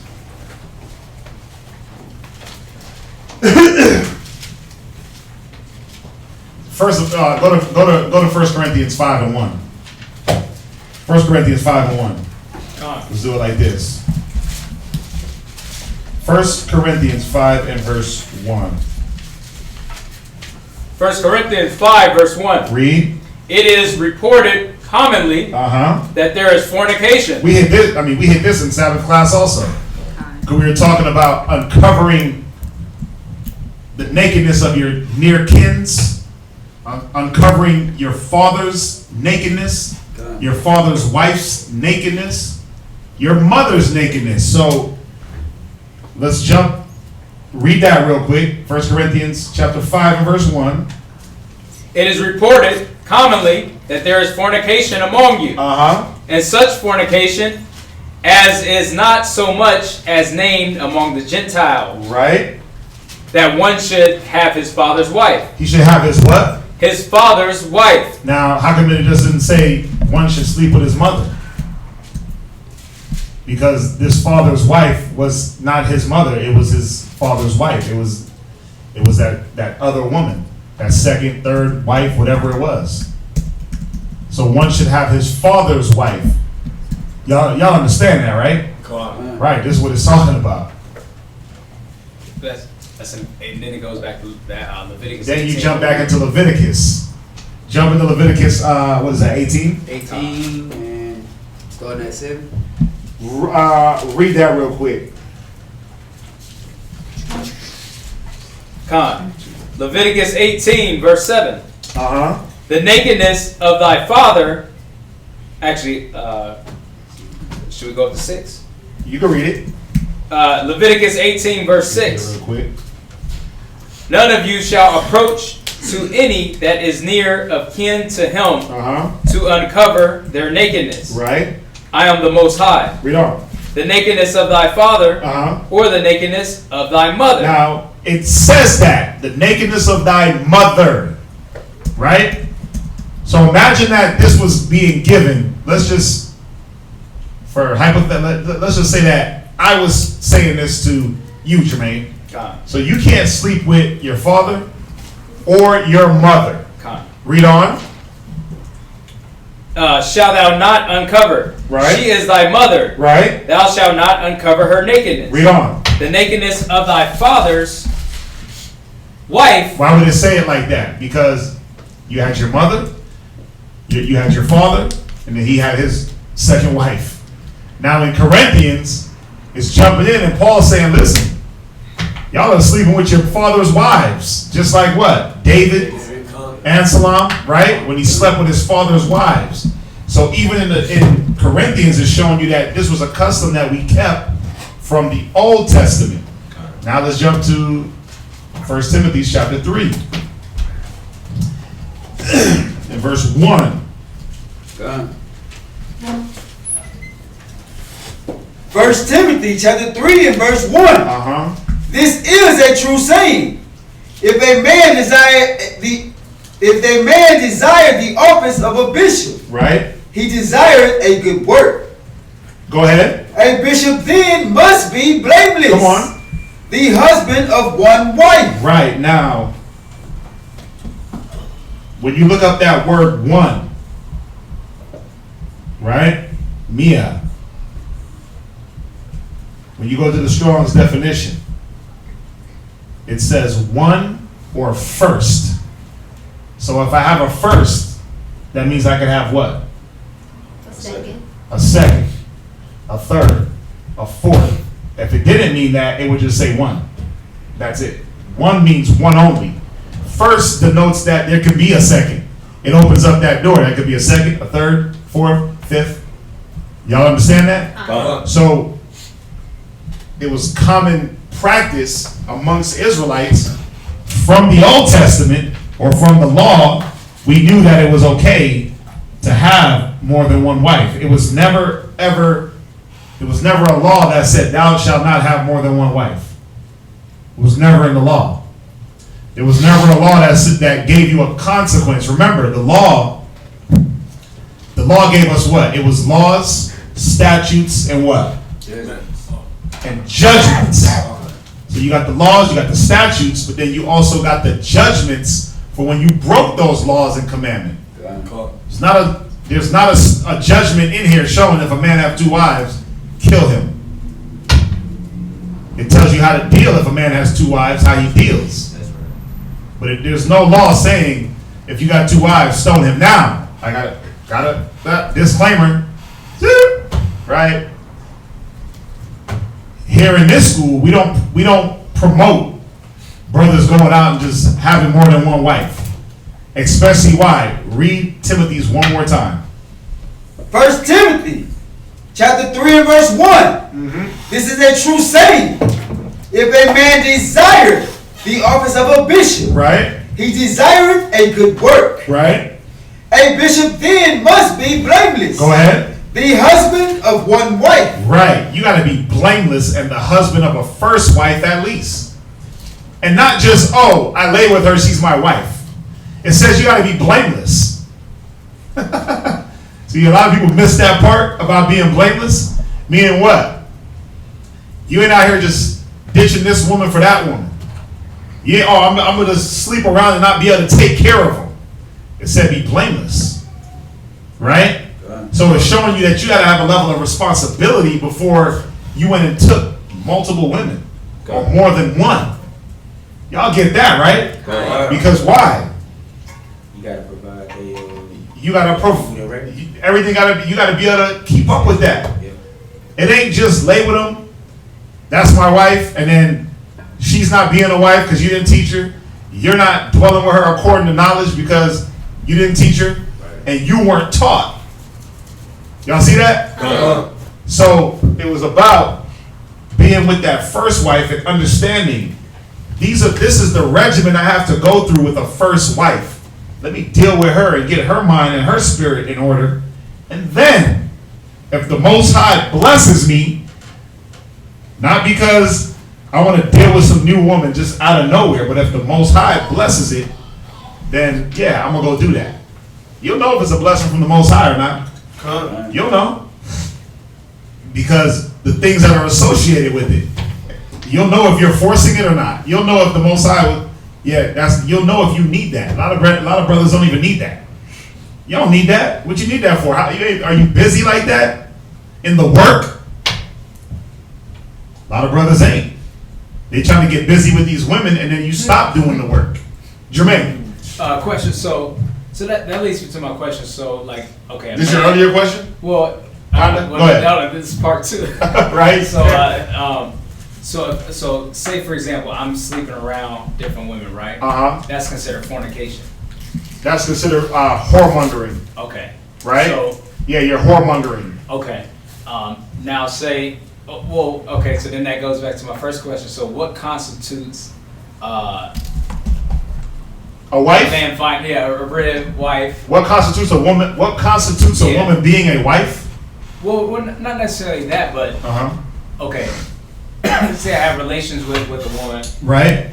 Quite some time, and then we split up, right? Come back, we have relations again, and then I guess we rekindle. You rekindle, right? So what? I guess what would constitute that as a red? Now let me ask you a question. Are you asking this pertaining to your situation? Well, yes, and yeah. Or just in general? Yes, and in general, though. Okay, so I want to know. Hit me with the first part again. So the first part, what makes a man's red? You know, right? Say for example. Now you want to now technically, what makes husband and wife? When they. Right. Go to Genesis real quick. Go to Genesis and then go to Deuteronomy.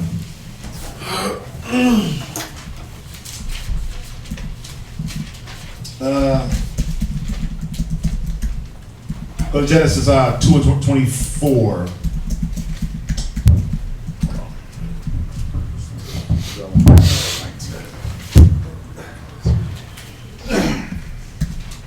Right, go read that real quick. Read Genesis 2:24. Genesis chapter 2, verse 24. Go ahead. Therefore shall a man leave his father and his mother, and shall cleave unto his wife. Right. And they shall be one flesh. So what makes them that one flesh? What you got? You there? Nah, I went to a precept for you for when you got ready to, after that. Oh, okay. 1 Corinthians 7, when we talk about how they be leaving and coming back. Oh, okay, you dealing with that. Yeah. Right, well, I'm going to just take the steps about what makes, basically what makes a marriage. Is that what you're asking? Like, what makes you married? Yes. Right, okay. So, this is what makes you married. Go to Deuteronomy.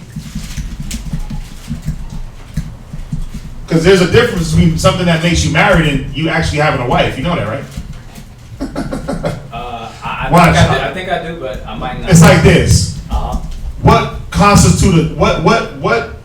How you know a doctor is a doctor? Is it because of what he's wearing? Nah, his works, his experience. It's his what? His works. Right. So you can be married and really not have a wife if she's not living up to the standard.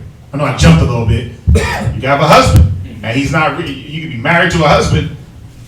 Is he? That don't mean he has to do the husband things to really be considered a husband. Husband's a title. That's a word. Marriage is a title. That's a word. Remember. Now I'm going through to show you what constitutes a marriage. Okay. There's a difference between what makes you a wife and what constitutes marriage. All right. So Deuteronomy 22 and verse 28. God, if a man find a damsel, that is a virgin, right, which is not betrothed. Right. So for you to be technically married to a woman, she can't be betrothed to another man. Right? We already went through it. She can't be another nation because that was forbidden. So not another nation. She can't be betrothed to another man. Go ahead, and she has to. And it says she's a virgin, meaning of maritable age. So you can't do like the Muslims and go take you some 7-year-olds.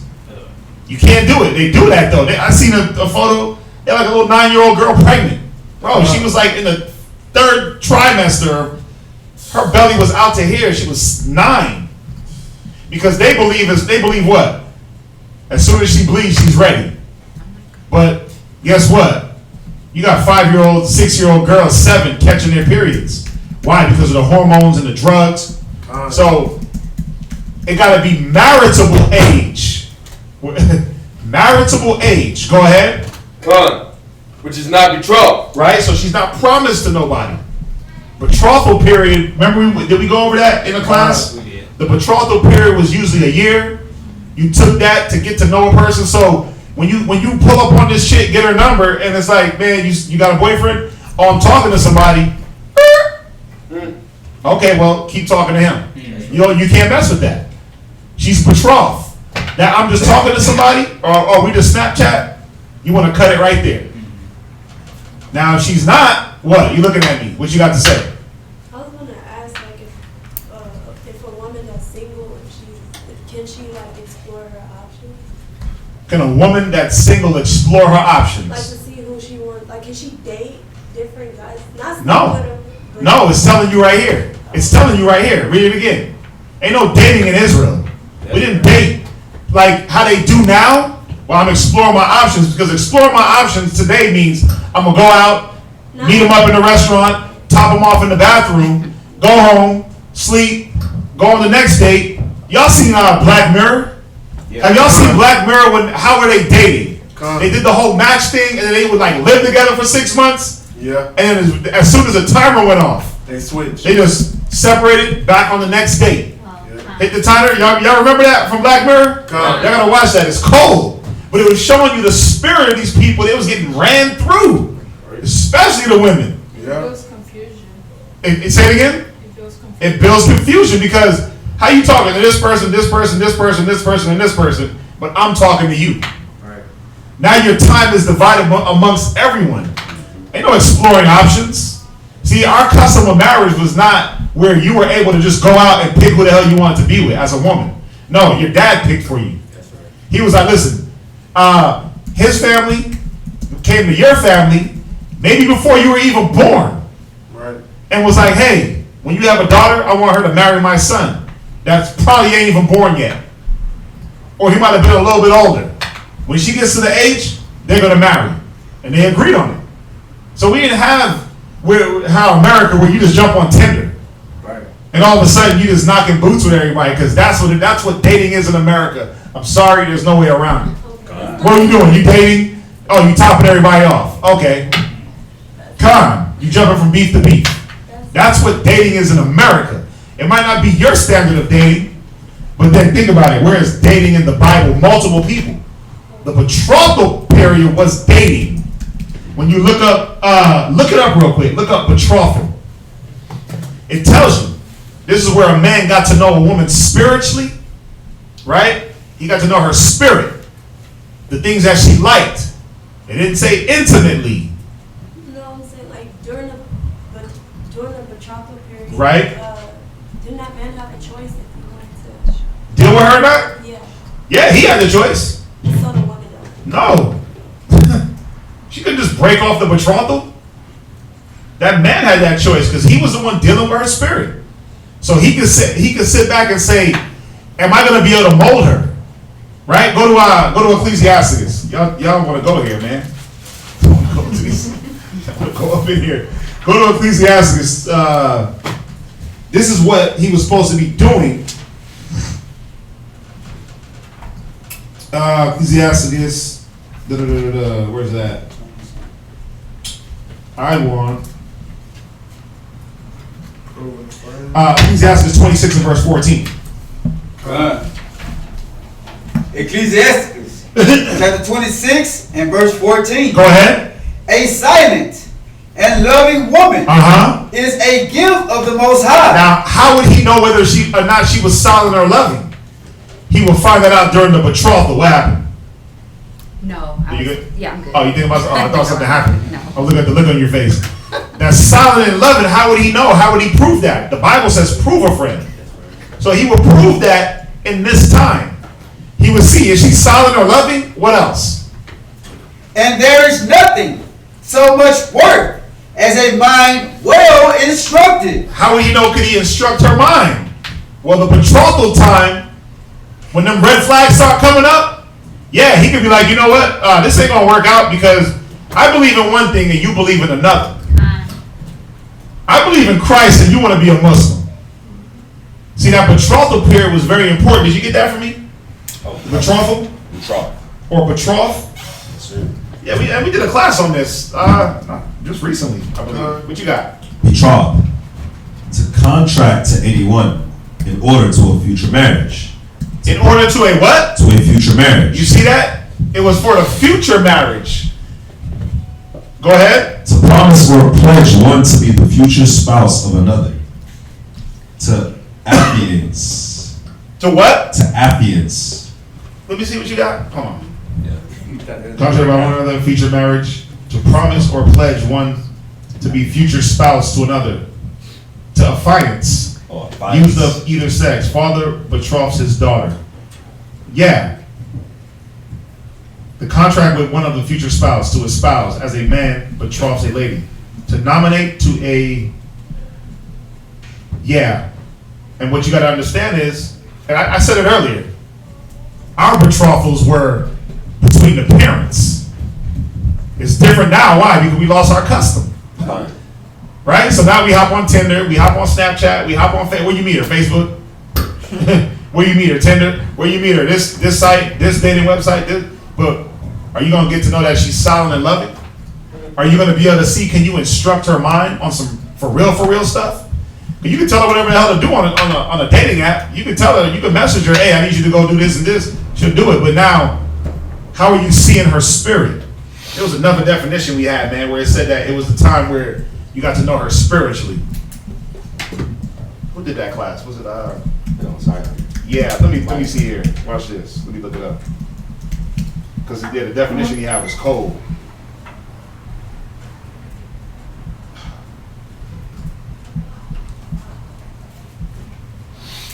Betrothal. Read where you at? Go back to the Timothy or the one I was going to bring out for. No. Let's finish up this Deuteronomy. Go ahead.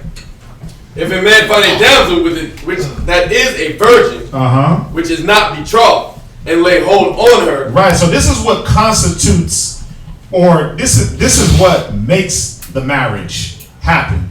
You got to have these key factors. So if you're out there sleeping with somebody else's wife, you ain't married her. Sorry, that ain't your wife.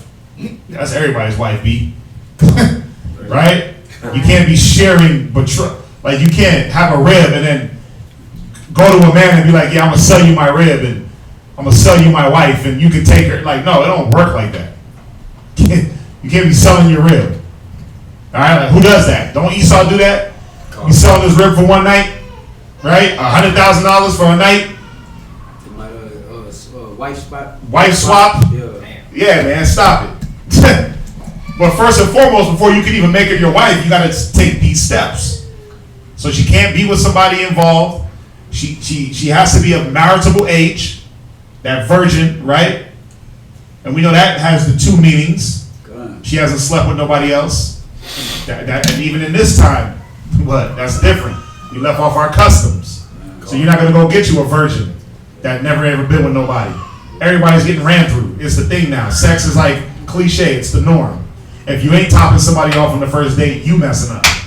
They looking at you like, what the hell is wrong with you? You ain't sleep with him on the first date? Man, I had saw this. It was funny how the Most High made me see this, but I was watching the Wendy Williams show. I don't watch the Wendy Williams show, but I just happened to see this part. So Wendy Williams came up to this lady. She happened to be a Judite lady, and she asked Wendy Williams. She was like, "So I'm with this guy. He's awesome. I gave him the 6-month rule, so we couldn't lay with each other for 6 months." And the lady was like, "Yeah, everything about him was awesome. I loved everything about him. It was just that the sex was bad." Right. So she was asking Wendy Williams what she should do. And Wendy Williams was like, "Oh, see, that's why you can't do that. If you're with a guy, you're vibing with him, just go ahead and lay with him." Yeah, you gotta test drive the car. She said, I seen that clip too. You gotta test drive the car before you buy it. Yeah. But see, that's the mentality of America. It's all carnal. It's all about the carnal and not about the spirit. Yeah. When them spirits align, bro, nothing matters. Everything is good. But it's about that man, because the whole point is this: women don't want to be instructed. They don't want to be solid and loving. What do they want? They want pipe. That's it. That's all they care about. They care about how good you are in the bedroom. That's it. Is his back strong? Are his arms big? Can he break my back? That's what a woman wants. That's what they teach y'all to want in this world.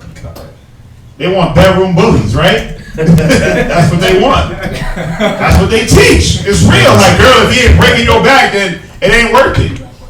Wendy Williams, test drive the car before you buy it. Like, that's nowhere here in the Bible. You weren't supposed to be ran through before you, like, you ran through you got ran through by 30 niggas in college, and then you decided, like, oh, I'm a born again virgin. Let me give myself to my man at 40. You ran through. You done. You polluted. Nobody wants that. That's what society teaches. Finish it up. And lie with her. And they be found. Right? And they be found. Meaning it's known publicly. Not like he was laying with her and somebody walked in on them. Because they weren't just out in the field sleeping with each other. We had decency. We had morals. We had standard. They be found, meaning it's known throughout the community. Go ahead. Then the man that lay with her shall give unto the damsel's father 50 shekels. Why? Because, again, in our custom, it wasn't just I met some chick, banged her, and then just got her pregnant and then sent her home to Papa. We dealt with the family because it was both families dealing, more than likely. Sure. It was both families dealing. The woman wasn't privy to this, man. The ones that were in the betrothal, they weren't privy. Like, nobody was sitting them down, like, and going through mug shots. Like, what do you think about him? Well, his nose is too big. Okay, next. Well, his teeth are crooked.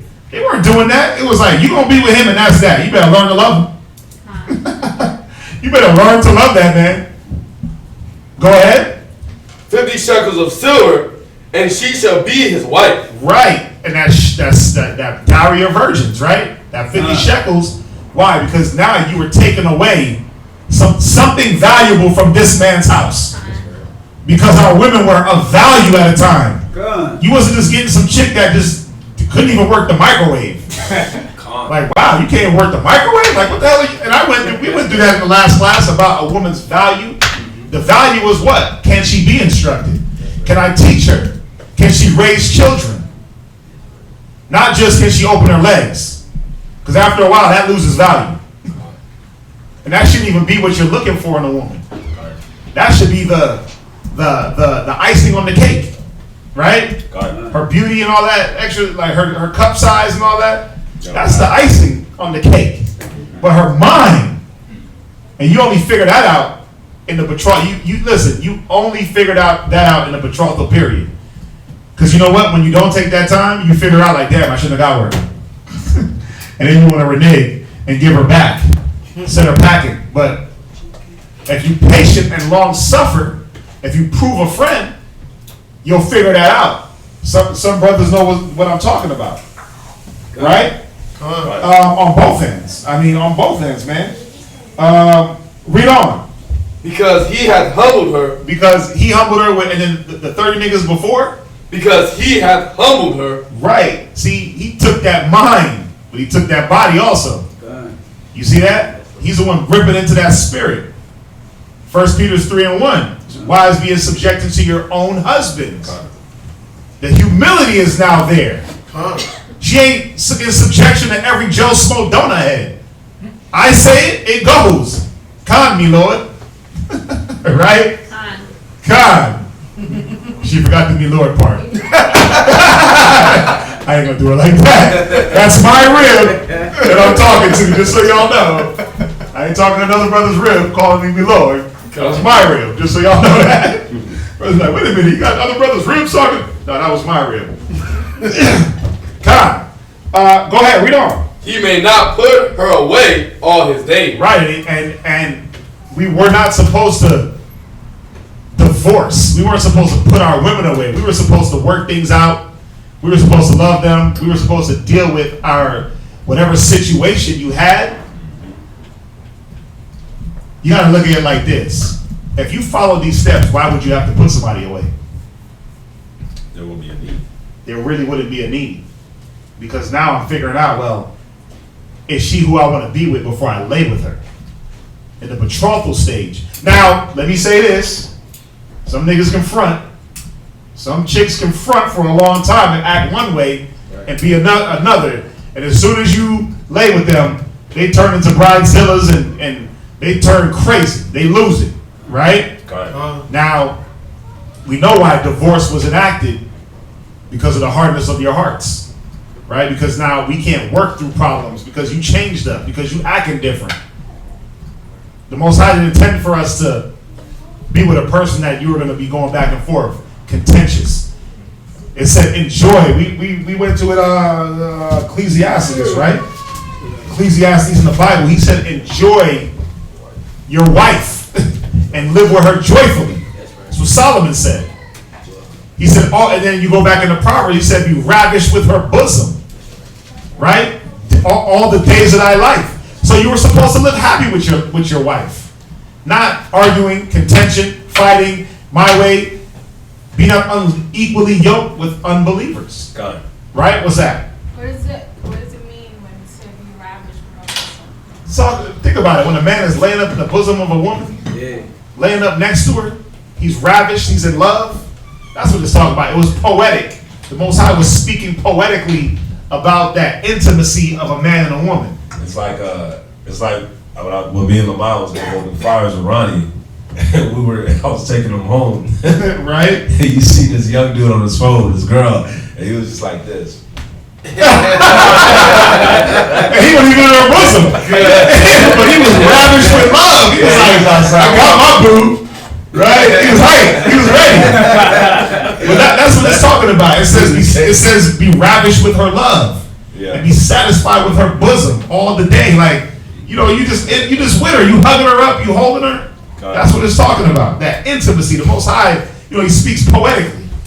So he was just speaking poetically about the dealings of a man and a woman. It shouldn't be that contentious fighting back and forth. That ain't no damn marriage. Sorry. That's not a marriage. All right? So you can be married. Now let's get into what does it mean to be a wife? We got to go there? Yeah, we do. 1 Peter 3:1, first and foremost. 1 Peter 3:1. This is how you are a wife. It ain't because you lay down with this man and spread your legs. It says perform the doing of it. You got to be doing it. A doctor is not a doctor because he walks around with a stethoscope and a white lab coat. A cop ain't a cop because he got a badge and a gun. I got the definition of ravish. Oh, you jumping back to that? Definition of ravish. Oh, he sent it? To bear away with joy or delight. Yeah. Delight in your woman. Be ravished in her love. Delight in her. Damn, that's my boo. Right? Like, that's this chick I'm talking to, and she's hard-headed. You're supposed to be proud and happy. Damn, that's my woman right there. Why? Because I can instruct her mind, teach her. She'll be a help. She's doing what she was created for. Let's go there first. Before you go to 1 Peter, go to Tobit. I remember. Go to Tobit. Because now, what was the wife created for? Now that you laid with this woman, right? And even before you laid with her, what was she supposed to be to you? Go to Tobit. You out? Shalom. Go to Toby real quick.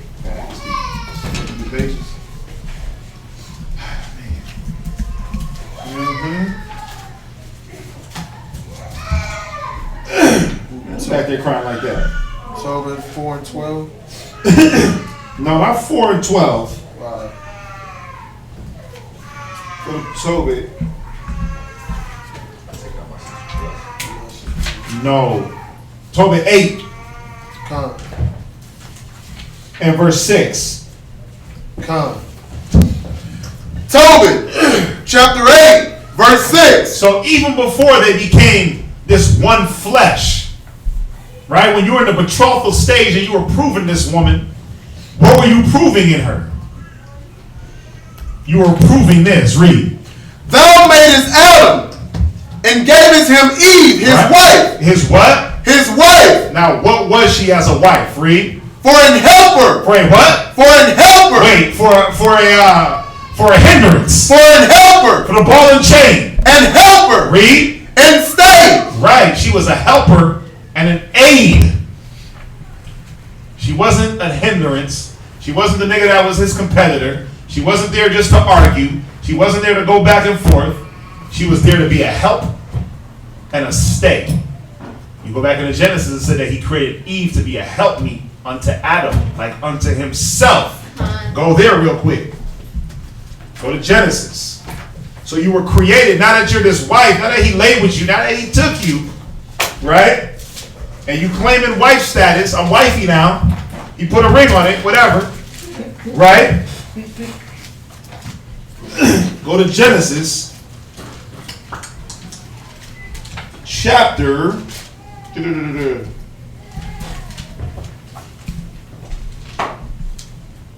and verse 18. Come. And the Most High Power said, it is not good that the man should be alone. I will make him and help me for him. Right? And out of it. That's it. So he said, I will make him a help me. I thought there was one that said like unto himself. Ecclesiastes 36:24. Ecclesiastes 36:24. Under. Go ahead, read it. Ecclesiastes chapter 36 and verse 24. He that getteth a wife getteth a possession. See, this is what has to be understood. But when? When is this understood? In the betrothal. Because now when you hit it, you lay with her 5 minutes after you met her, and you like, you my possession, girl. She gonna be like, nigga, what the hell are you talking about? Possession? My mama don't even own me. My daddy don't even own me. How am I your possession? But see, if these things are instructed in her in the beginning of the betrothal, then now, when it's time to do what thou wilt with the possession, in righteousness, she's going to follow it. Y'all understand that? So it says she's a possession. Go ahead. A help like unto himself. You see that? She was supposed to be a help like unto himself.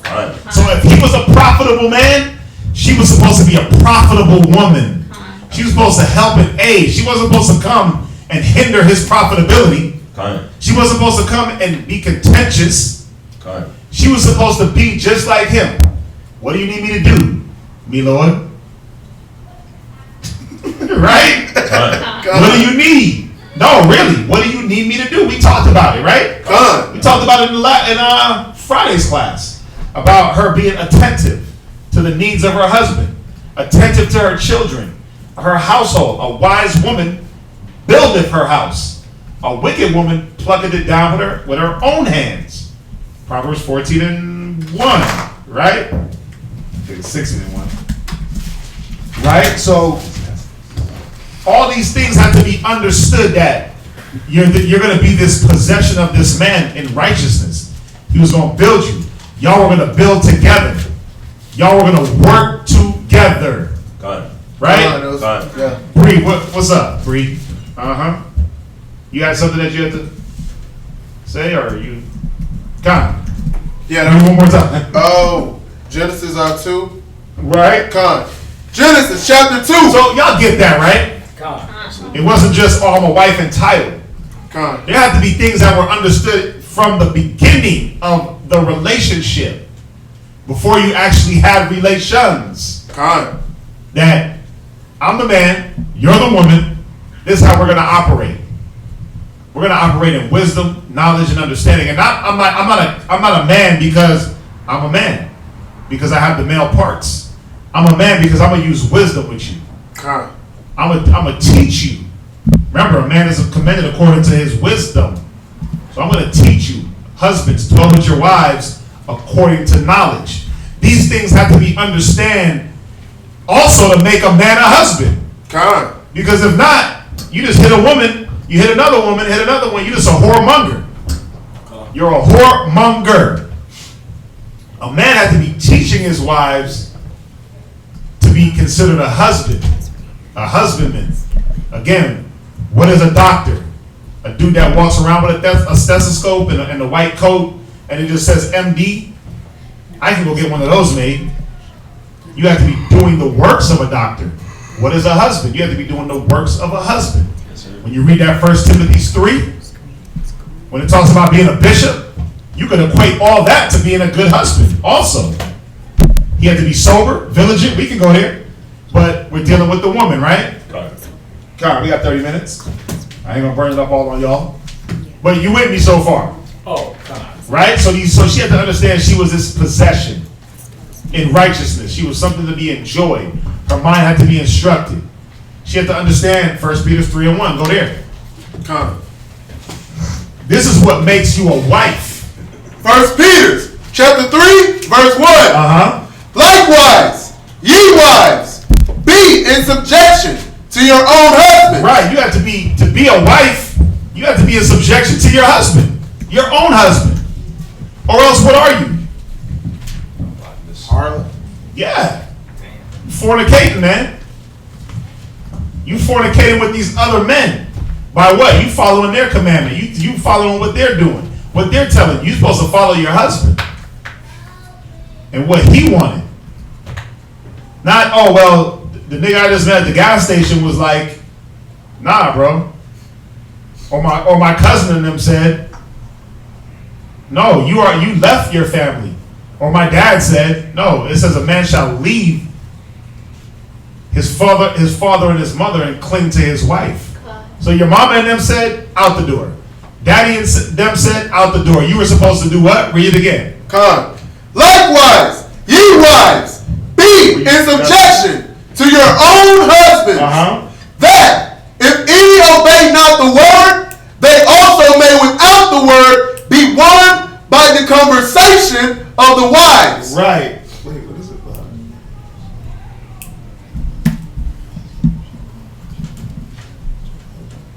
Right, we're going to go there. Because we're going to go right into, right? Proverbs 30. Where you at? Yep. Was you that making? Yep. We're going to go there. We can go there. I mean, I hit that in Friday's class. Now, once she was in subjection to her own husband, what was she supposed to do after that? Go to Proverbs. Go to Proverbs 14:1. Because now that she's being in subjection to her own husband, what is she gaining? If he's teaching her, if he's really being a husband, what is she gaining? Knowledge, wisdom, understanding. So what is she supposed to do now? Read. Every wise woman buildeth her house. Now she's supposed to start building her household. Right? They might not have kids yet, but that doesn't mean that she don't got a household. It's just her household is her and her husband. Right? And if you're in this setting, you got the body, the camp. What can I do in the camp? So every wise woman is supposed to build her house, but what happens when you get her and she don't know how? You're supposed to teach her. It was up to that man to teach her. Show her how he wants his household built. But you were supposed to be in subjection to him to understand what he wanted. You see how the two go hand in hand? Now, if you're not in subjection, you're going to build it how you want. And this is how I read. But the foolish plucketh it down with her hands. Yeah, you ain't even going to build a house.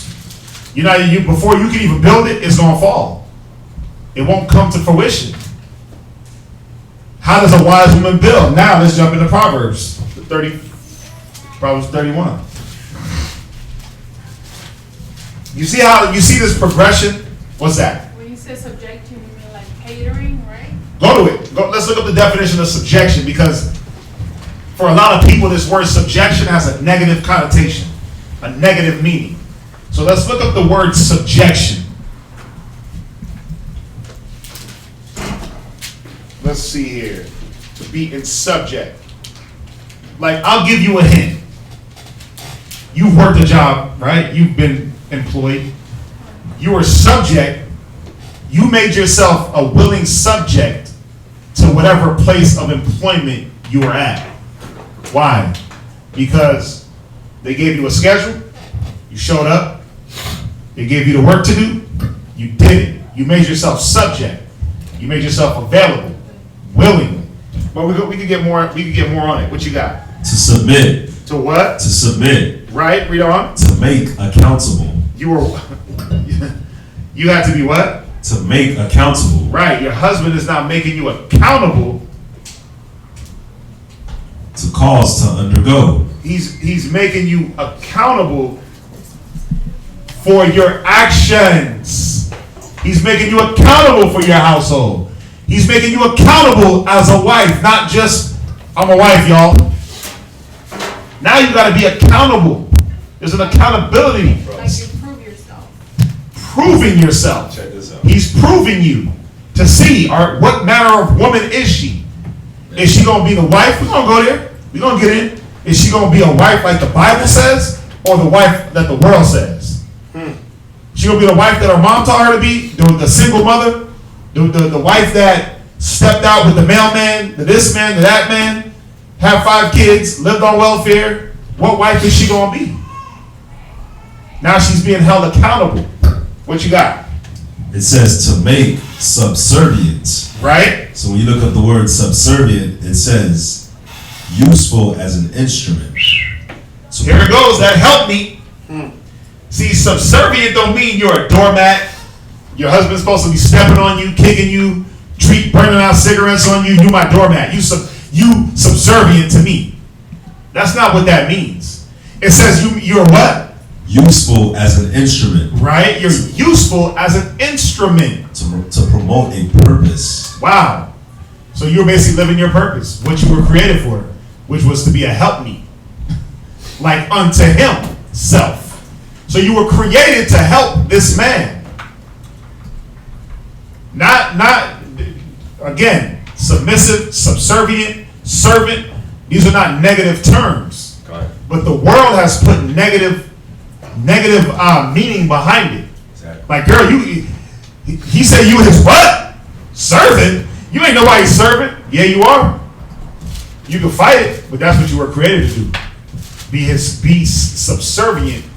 No different than what? The man was created to be subservient to who? And not just the Most High, but Yahweh Shai. We got 2 that we got to be subservient to. Y'all just got us. Because being subservient to a righteous man, you're already fulfilling it to the Most High in Christ.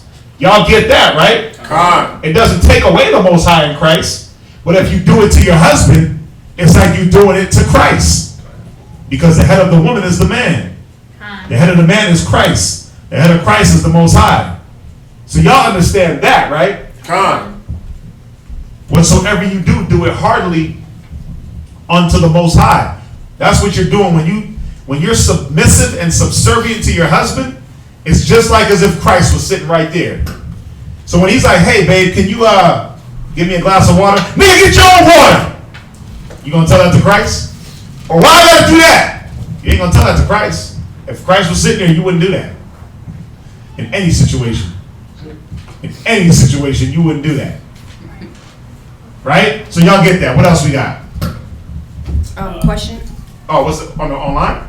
Well, the brother who asked the question about the multiple wives being in the New Testimony, New Testament testimony, he came back and he said, "What about Deuteronomy 17 and 17?" I already know where you're going. Deuteronomy 17 and 17, and it's jumping off the topic, but I'll answer it real fast. Deuteronomy 17 and 17. Y'all not understanding, man. Let's read it. Talking about multiplying. I'm gonna ask you this. Is having silver and gold wicked? Was David wicked because he had pillars of gold, and Solomon wicked because he overlaid the temple with mass amounts of gold? No. See, we can read it real quick. Deuteronomy. Let's read verse 16. Chapter 17, verse 16. But he shall not multiply horses to himself. Is it wicked to have multiple horses? Solomon had chariot cities. He had cities full of chariots and horses. Cities. He wasn't counted wicked because he had chariot cities. What was he using the horses for? It's going to say it. Read on. Nor cause the people to return to Egypt. Because why? He was gathering up these things. When you had a king, see, this is going to throw us off the topic a little bit. But when you had a king, you had to pay tribute to your king. When Israel demanded to have a king, when we forgot that Yahushua was the king, Samuel had to remind us that when you ask for this king, and if he's not fully righteous, what is he going to do? He's going to take your land. He's going to take your daughters to himself. He's going to take your horses. He's going to demand tribute. You have to pay tribute to the king. So what this was saying was that he wasn't supposed to gather these things to the limit where now it's affecting the people. Now it's affecting the people. Remember, bro, Solomon had, or David, no. It was Solomon. Go ahead. Solomon had golden shields. The army. They had golden shields. Okay? Gold. Solid gold. Said the temple was overlaid with gold. It took him 7 years, what was it? 7 years to build the temple, 10 years to build his house. It took 7 years to build this temple that was overlaid with so much gold. They had to truck the gold in. And then on top of that, he was getting gold from other kingdoms. Queen of Sheba, she brought gold. Other kings and queens were paying tribute of gold. So it wasn't wicked that he had gold. Go ahead. To the end that he should multiply horses. Right. For as much as the Most High hath said unto you. Right. Ye shall henceforth return no more that way. Right. Go ahead. Neither shall he multiply wives to himself. Right. I'm not going to start just taking all the women to myself. That's what it's talking about. It's not saying that you can't have more than one. But even when you multiply, you do multiply by what? Times two. At least. Yeah. 1 times 1, 2. 2 times 2, 4. 4 times 4, 8. Right? Multiplying. Meaning I'm hoarding all the women for my service and my service only. Because a king had the power to do that. He could walk in and say, give me all the firstborn. Ain't what didn't Herod say, listen, go kill all the firstborn? Right? So the king had the power to do these things, but the Bible was given, when you look at it, this was the guidelines for a king. The king, before he became the king, had to go through these laws and read them. He had to go through all the law. But these were the guidelines for a righteous king. Now you had these unrighteous kings that were doing this. They were multiplying horses, multiplying women, multiplying gold, silver, and it was affecting the people negatively. So this ain't got nothing to do with multiple wives. It's not even on the subject at all. It's a whole different subject. Hopefully we get that. Let's jump. Jermaine. Well, I had a precept before we went to this question. Precept upon precept, line upon line, here a little, there a little. What you got? 1 Corinthians 11:3. Man, you can't be out here trying to blaze them. No, I'm playing. Oh, no, what you got? This is before the guy's question. No, I know. I'm not talking about that. What you got? So it says, 1 Corinthians 11:3, it says, but I would have you know that the head of every man is Christ. All right. I was quoting. Right. Go ahead. And the head of the woman, and the head of the woman is the man. Right. And the head of Christ is the Most High. Right. Right. That's the order. That's how we were created to be under Yahushua. Yahushua was created to be under the Most High. It can't be. If things are out of that order, if that's not established, if your woman is trying to usurp your authority over you, then she's not a wife. She's not your wife. She's an angry, bitter, evil, disillusioned woman trying to steal the man's authority that was not given to her. Okay, so where were we at before he asked that question? We was going into Proverbs 31. Page 10. What is it? And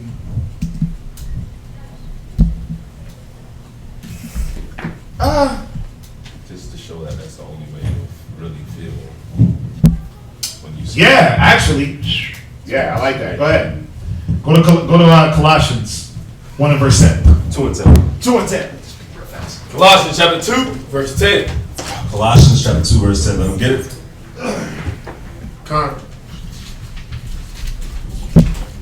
And this is just to piggyback off of your 1 Corinthians 11 and 32.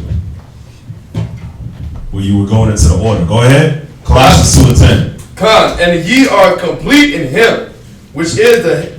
So you are complete in him, right? That's speaking of Christ. Read it from the top. And ye are complete in him. Read it slow. And ye are complete in him. So how would you as a wife feel complete in this life? It says that you're gonna be complete in Christ. Read. Which is the head of all principalities and power. So when you look up principality, right? Principality means superiority, predominance. Yeah, supreme power. So when you look at Christ, Christ is the one that laid down the order. Well, the Most High laid down the order. You got the Father, you got Christ, you got the man, you got the woman, you got the child. That's what was laid down. So the only way you would feel good and actually feel complete and be at ease in this life, read it from top. And ye are complete in him. You gotta just, I don't want to just say you gotta bow down, but you do. You got to. You just gotta just bow down. Do what you're made to do. Be subservient. God. Let's use that word. Let's not say bow down. Let's use proper terminology. God. Be subservient. Submit to your husband. Because that's how he made it. Think about it. When your kids are out of order, don't you feel a certain way? You like, damn, this don't feel right. Let me fix it, right? And then what do? You discipline them. That's how your husband feels when you get out of order. That's how Christ feels when we all get out of order. Wait a minute, this ain't right. Let me fix it. It's out of order. It's out of order. That's all it is. You don't feel complete when things under you aren't subservient to you. No matter man, woman, or child, you feel out of order. You don't feel complete. So all you gotta do is take that same thing and move it a tear up, and then move it up again. The Most High is like, this ain't right. This don't feel complete. Let me fix it. Here go those evil angels. Here go this butt whooping. Y'all get that, right? I was gonna say you gotta be meat for the master's use. Right. Like whatever you're created to do, if you just do it, you'll feel it won't be the issue. It won't be such a problem. If you're a husband, you won't have a problem with your wife if you do the job of a husband. If you take the time to build, to nurture, to care for your husband. Like you were going into earlier, if we would have just followed the betrothal period that was laid down, you would have seen certain things, so you wouldn't have to make certain mistakes. If you just jumped into it, you wouldn't have to be heartbroken if, you know what I'm saying, if she did certain things and she didn't go the way you wanted to go, or a lot of things could have been avoided. So even if you already made that mistake, it's like, just, okay, well, if I never did that, let me go ahead and do that now. Let me go ahead and do that now so that things can be better. So that let me do my duty so I can at least feel complete that I actually did my duty, my part at least. And then I did what I was created for. And if she does the same, then y'all both will be complete. Then it'll both be better. You see what I'm saying? Right? So you want to talk about what makes a wife. She got to be doing her duty. And the same stands for a husband. What makes a husband? He has to do his duty. What's a man's duty? He got to dwell with that woman according to knowledge, according to wisdom. Right. Meaning what? Can't punch her in the face when she gets out of order. You can't kick her down the steps. You can't wish her away. You can't ignore her. You can't do any of the things that you want to do or that you did. You got to sit her down. You got to talk to her. You got to deal with her in wisdom, in the scriptures, show her, and get things accomplished that way. That's true husbandry. When you out in them fields and you want something to grow, you can't just yell at it. Like, nigga, you better grow, damn it! No, you gotta have patience, long suffering, faith. You gotta apply the right method. When you're a farmer, you can't just yell at your crops to grow. You can't just kick the ground and it starts growing. It don't work like that. You gotta plant. You gotta till, plant, water, check on it. Oh, needs a little bit more water. Check on it, a little water. Oh, I see it growing. Yay! Right? That's what you got to do. So it goes both ways, man. I mean, was there anything else? I think that took care of it. So you see, it's much more than just. It's much more than just getting your rocks off. Oh yeah, I understand that. Yeah. I'm not. I know you know that. Yeah, I'm not implying I'm trying to do that or anything. But No, I know. We rap a lot, and I know you're not on that.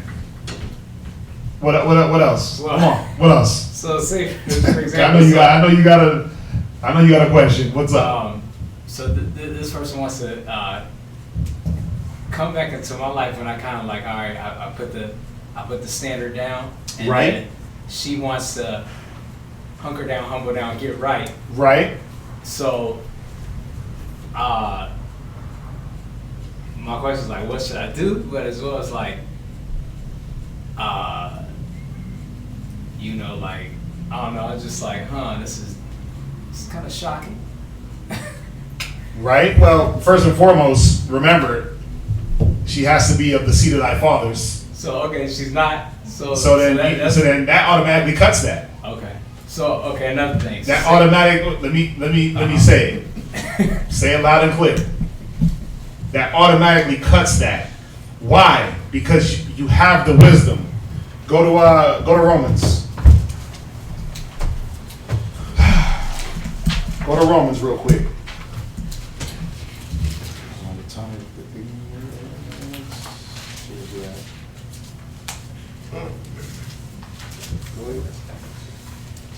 Oh, it's actually 14, right? No. Yeah. Damn. Yep, it is. It was right. Go to. No, it's not. It is an act, but it's not the one that I want. Hold on. It's 17.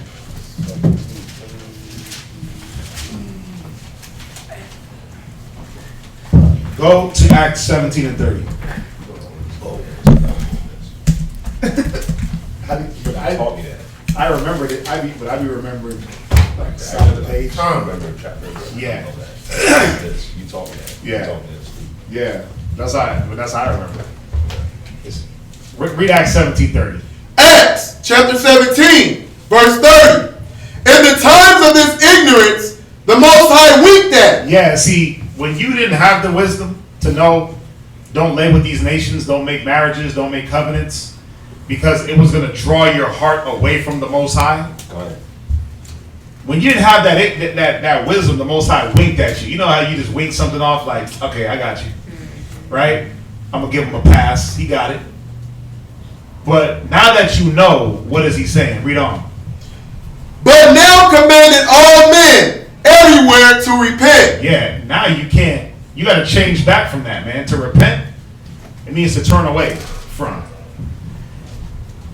Remember, I'm going to say it like this. Who's cursed?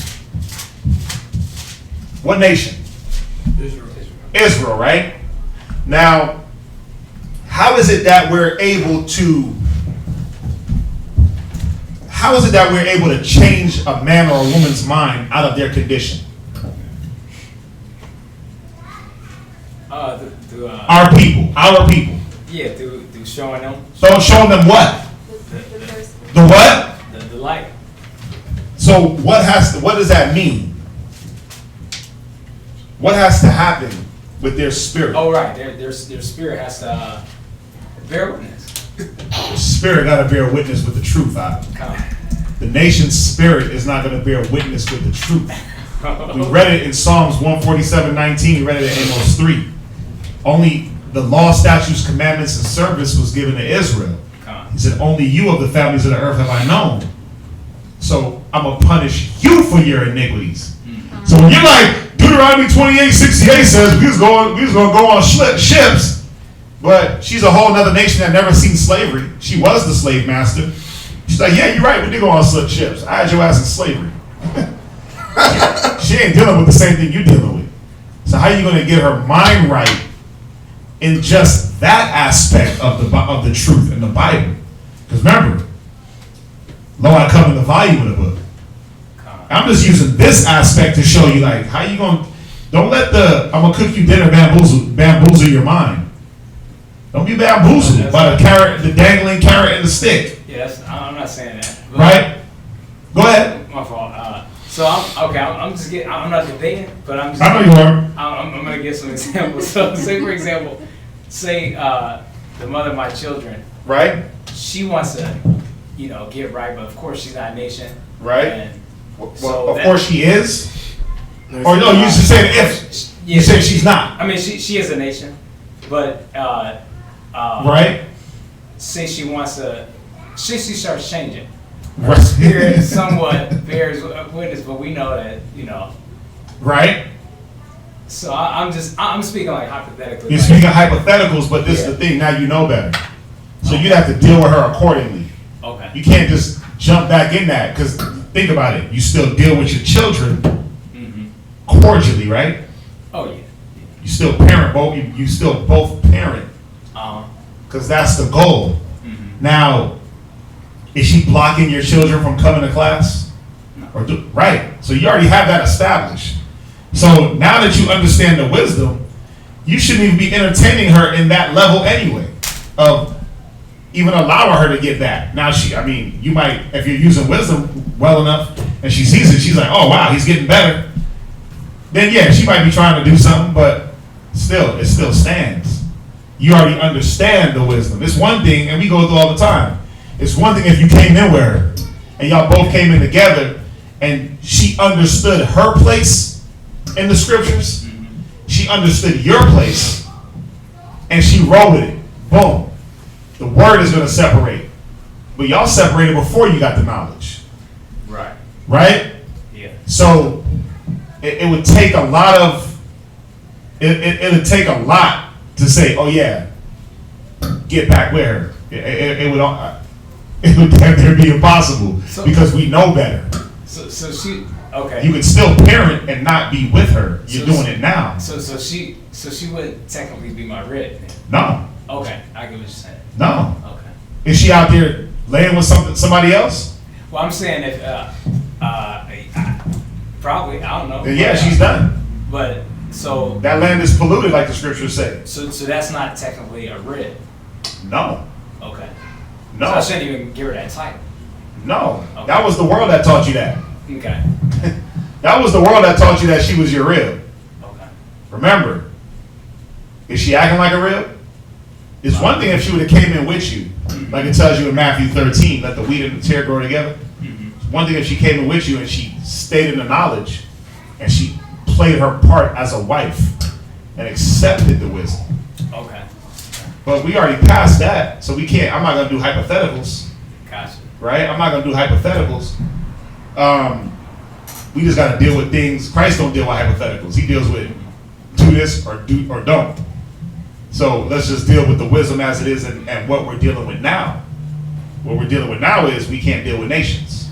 Okay. We don't teach that because first and foremost, the scriptures tell us not to, and it tells us why. Go ahead.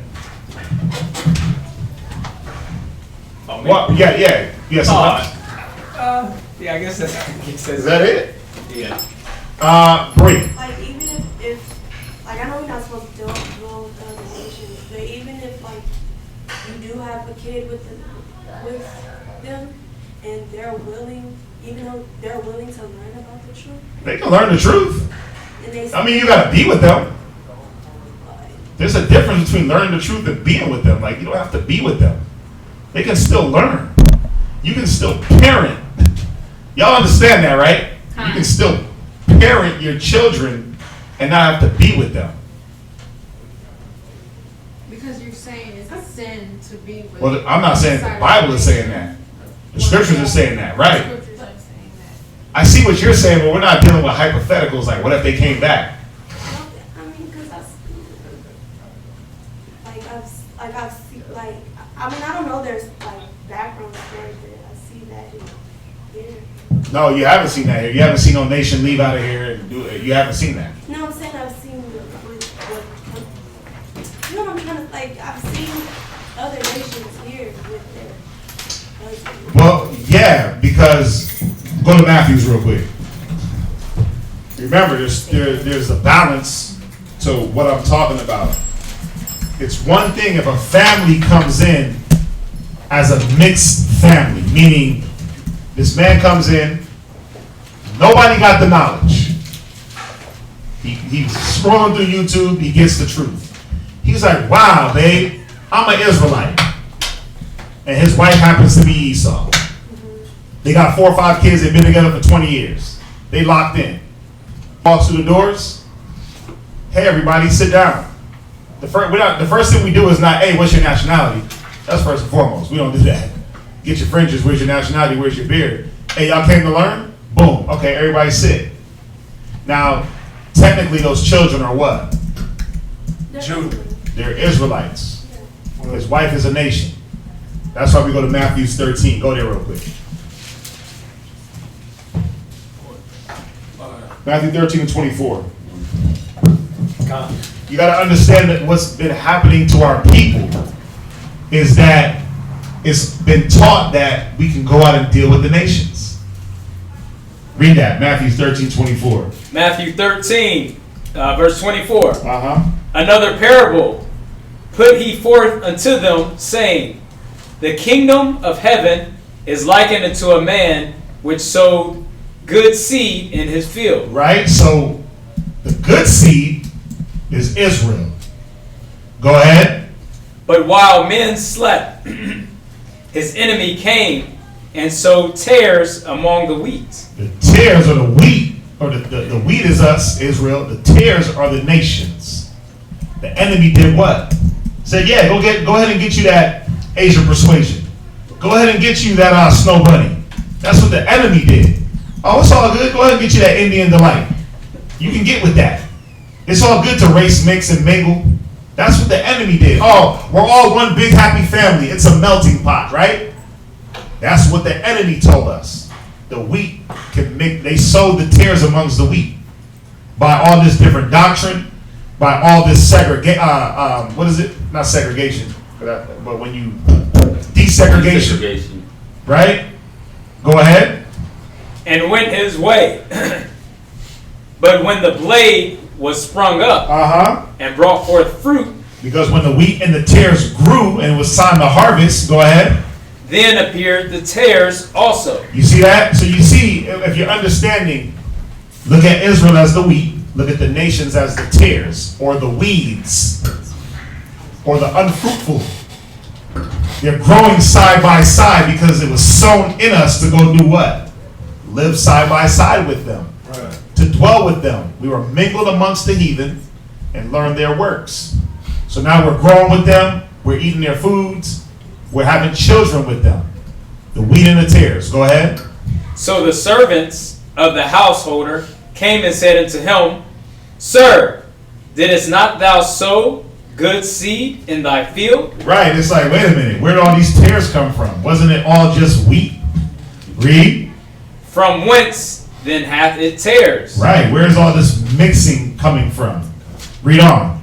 He said unto them, An enemy hath done this. Right. Read. The servant said unto him, Wilt thou then that we go, Salah, and gather them up? Yeah, do you want us to go and gather the tares? Meaning, because we're the servants, right? We're the servants of the Most High. When a wheat and a tare walk in the door, when an Israelite man walks in with his 5 Israelite kids and his 1 Edomite rib, are we supposed to say, you dirty Edomite, leave? Well, according to some, we are. Now, I ask this question. In 99% of the cases, when the woman leaves, who does she take? The kids. She's taking the kids. Now, aren't those kids Israelites? So now, what are you helping to promote in saying she can't come in? The curses. You're helping to put the man right back. He just got freed from the. He just got freed.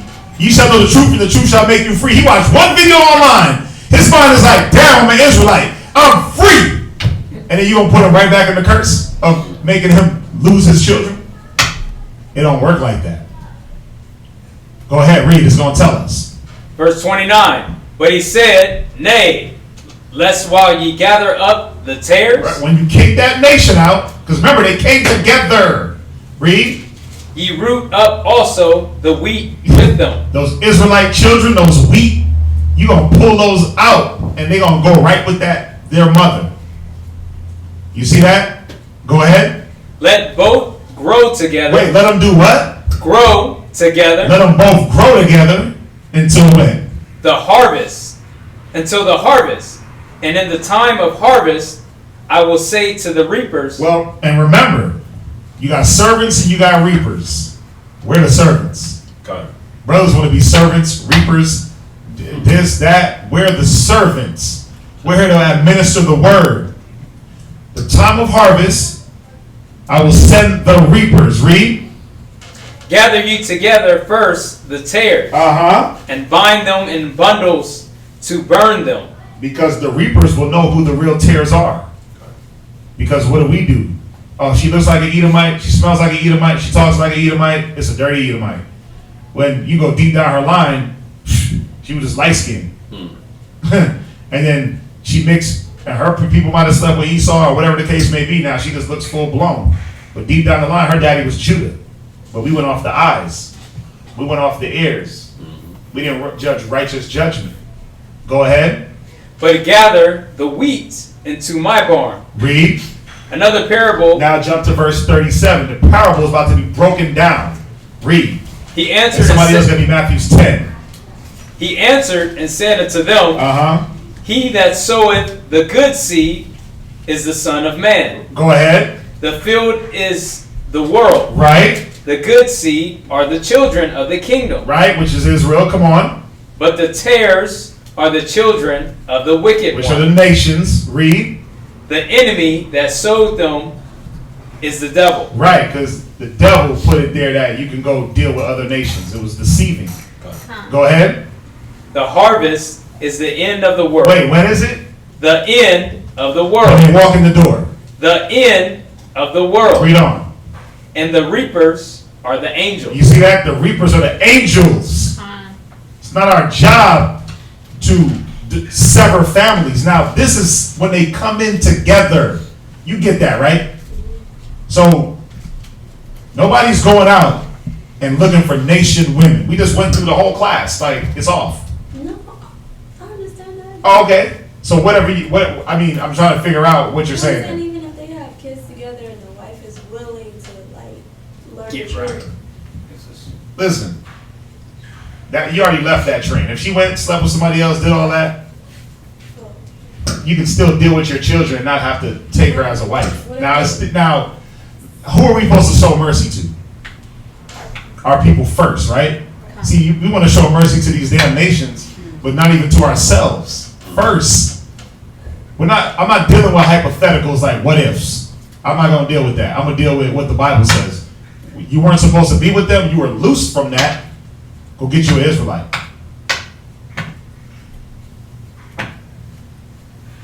What's up? Offline. And especially in, you ain't got no kids with this woman, so you should definitely not try to be entangled. I don't want you to put on glass right now. Con. Y'all get that, right?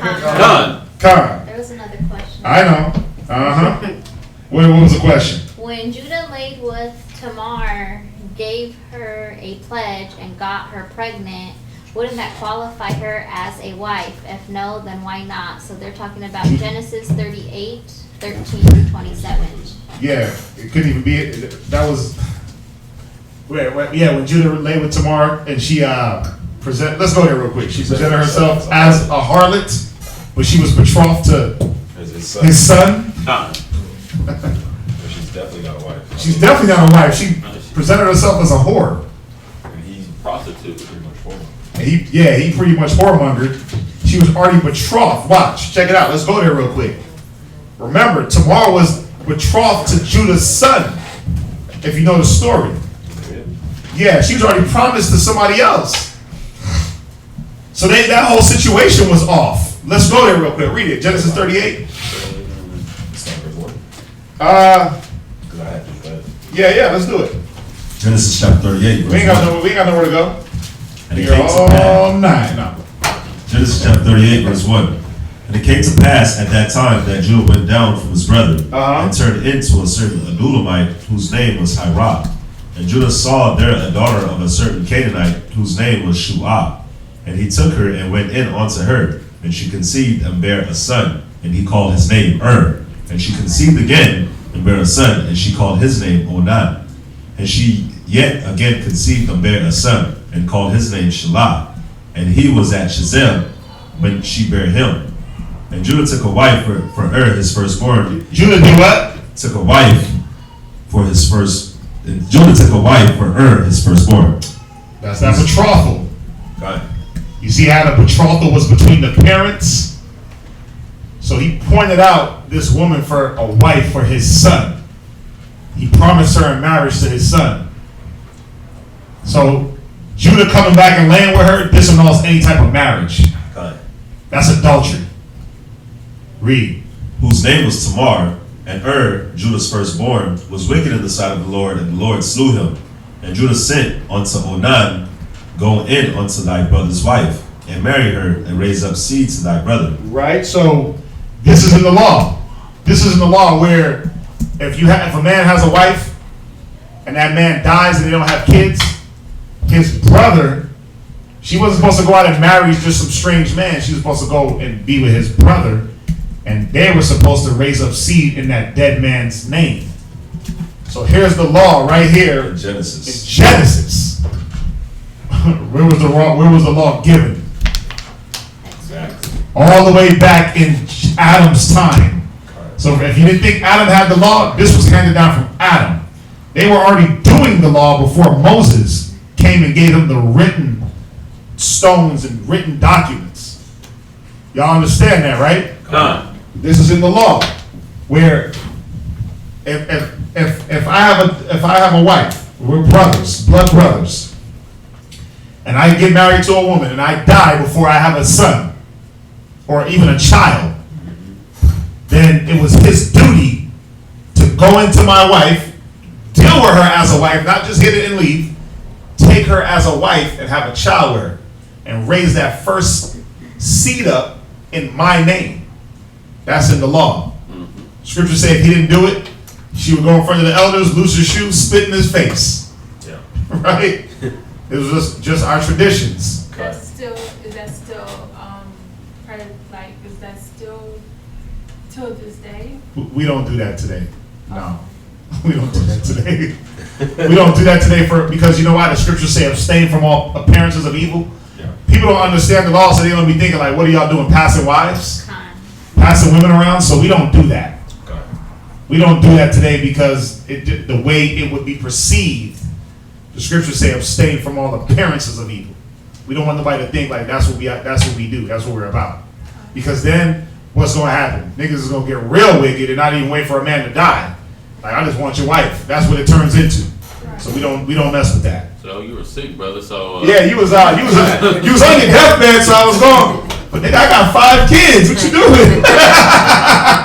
Right? Like, that's Israel. Right? Israel gets carried away, man.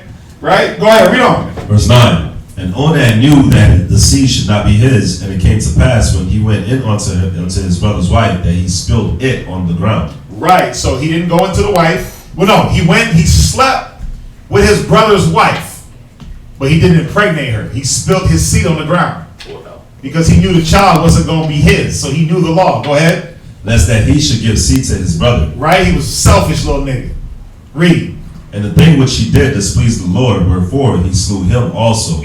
Killed him. So both sons down. Go ahead. Then said Judah to Tamar his daughter-in-law, remain a widow at thy father's house till Shelah my son be grown. For he said, lest peradventure he die also, as his brethren did.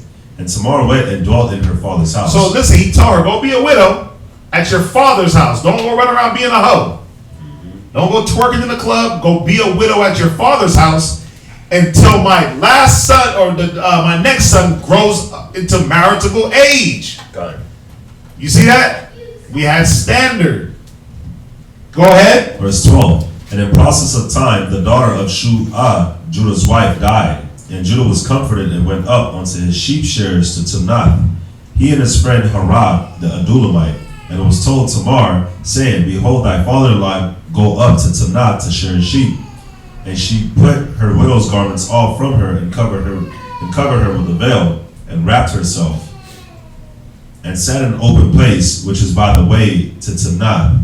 For she saw that Shelah was grown, and she was not given unto him to wife. Right. So the son grew up. She's thinking like they're here to do the marriage. He's here to give me this man, vice versa. But she was looking like, wait a minute, he's all grown up. Why haven't we been married yet? Got it. You see that? Now understand, why didn't she marry the first two? They died, right? Got it. Right. So she wasn't who was it? Onan. He broke the law, got killed. And the first son, he was wicked. Most High took him out.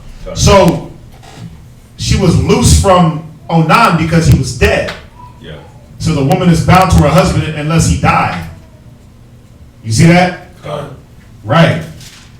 That's in the law. She's only bound to her husband, but when he dies, she's loose from him. So y'all understand why she's able to now go with the third son, right? Okay, just making sure. You get it?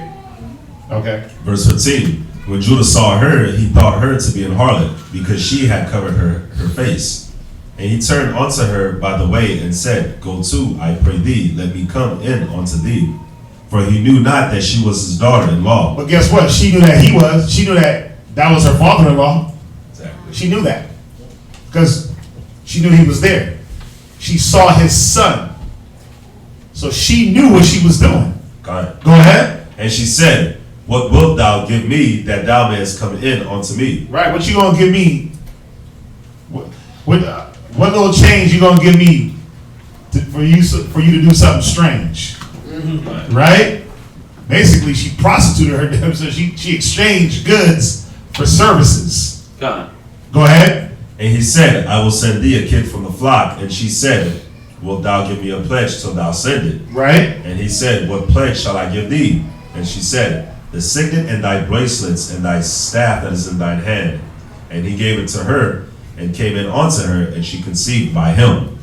And she arose and went her way, and laid by her veil from her, and put on the garments of her widowhood. The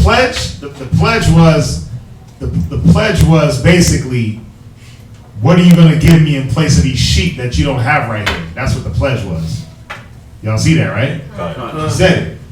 And he said, What pledge shall I give thee? And she said, Thy signet. Why? He said, What? She said, What are you going to give to me for what you going to give me for me to let you hit it? Basically, I'll give you a sheep. Well, he don't got no sheep with him right now. Well, what do you have in place of the sheep? That way, when you hit it, you ain't just going to run off and lie. Well, give me your bracelet, give me this, give me that, and then we do our thing. Send me the sheep, I'll send your stuff back. But it was all trickery. So, I'm not sure, was there a question or a statement? Yes. That was the question. The question was, when Judah laid with Tamar, gave her a pledge, and got her pregnant, wouldn't that qualify her as a wife? If no, then why not? No, because there was no marriage there. She was already promised to his son. That's why. Remember, a man that found a virgin that is not betrothed. She was betrothed to his son. She was promised. He said it. Go to thy father's house till Shelah, my son, be grown. You see that? He was basically promising him in marriage to her. So that's the betrothal. He was just as wrong, right? Oh yeah, he was wrong. Are we talking about Judah? Yeah. Yeah. Okay. Yeah. He wasn't trying to take her as a wife. But then he did. Oh, okay, I see. Listen, it said that when you read out in the story, it said that he said, where is the harlot? Where's it at? Oh, it's verse 24. Verse 24, read on. And it came to pass about 3 months after that it was told Judah, it was verse 20. Verse 20, yeah, verse 20. And Judah sent the kid by the hand of his friend the Adulamite to receive his pledge from the woman's hand, but he found her not. Right, read verse 21. Then he asked the men of that place, saying, Where is the harlot? Where's my wife? Where is that? Where's the harlot? Where's that beautiful fair lady? Righteous? Where is the harlot? Right. He said, where's the harlot? Because why? What she had on. You know a harlot by her attire. They call it harlot's attire. So she dressed a certain way, covered her face. He was like, oh, I'm gonna just get me something real quick. That's what it was. Did he follow the law of marriage to go in onto her? Did he go to her father? 50 shekels of silver? He gave her a damn goat. You see what I'm saying? So he knew what he was doing. He was trying to get him some. She knew what she was doing. She was trying to get him caught up for not giving her his son. And when you read down the story, basically, watch, you can read it.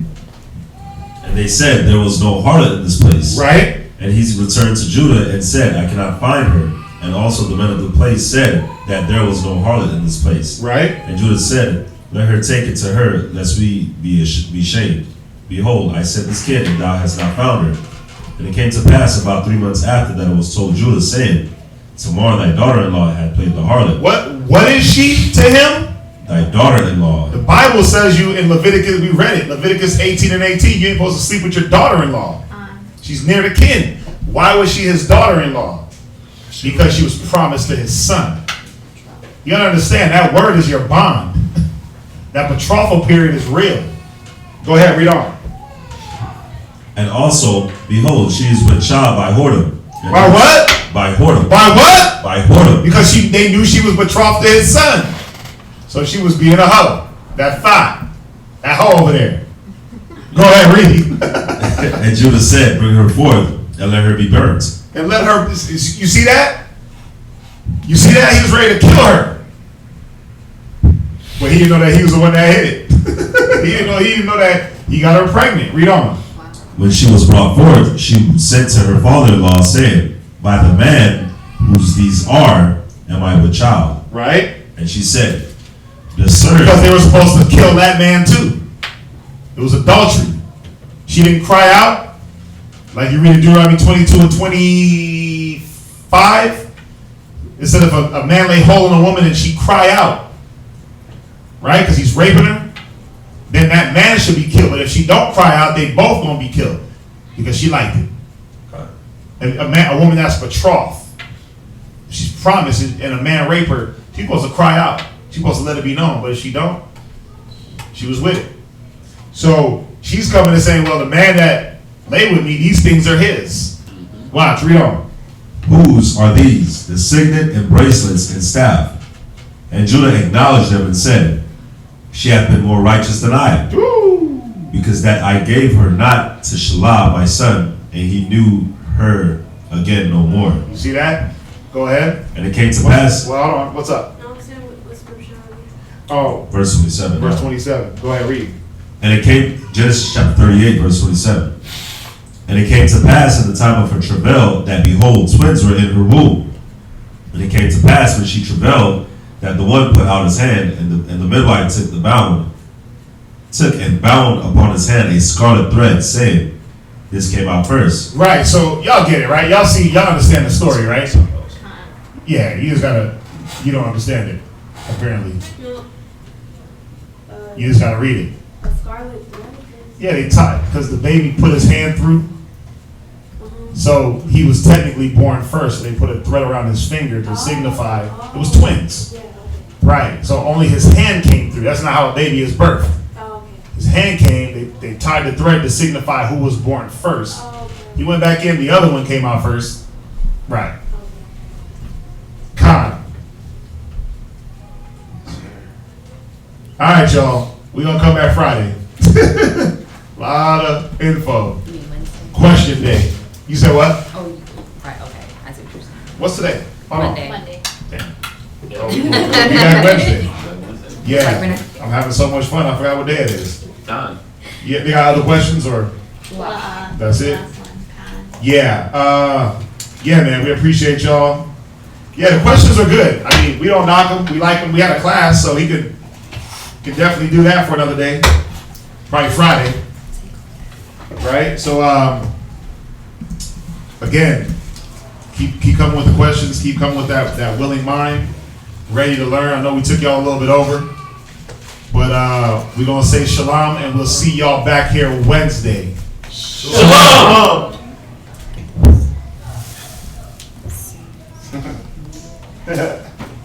First time phrase.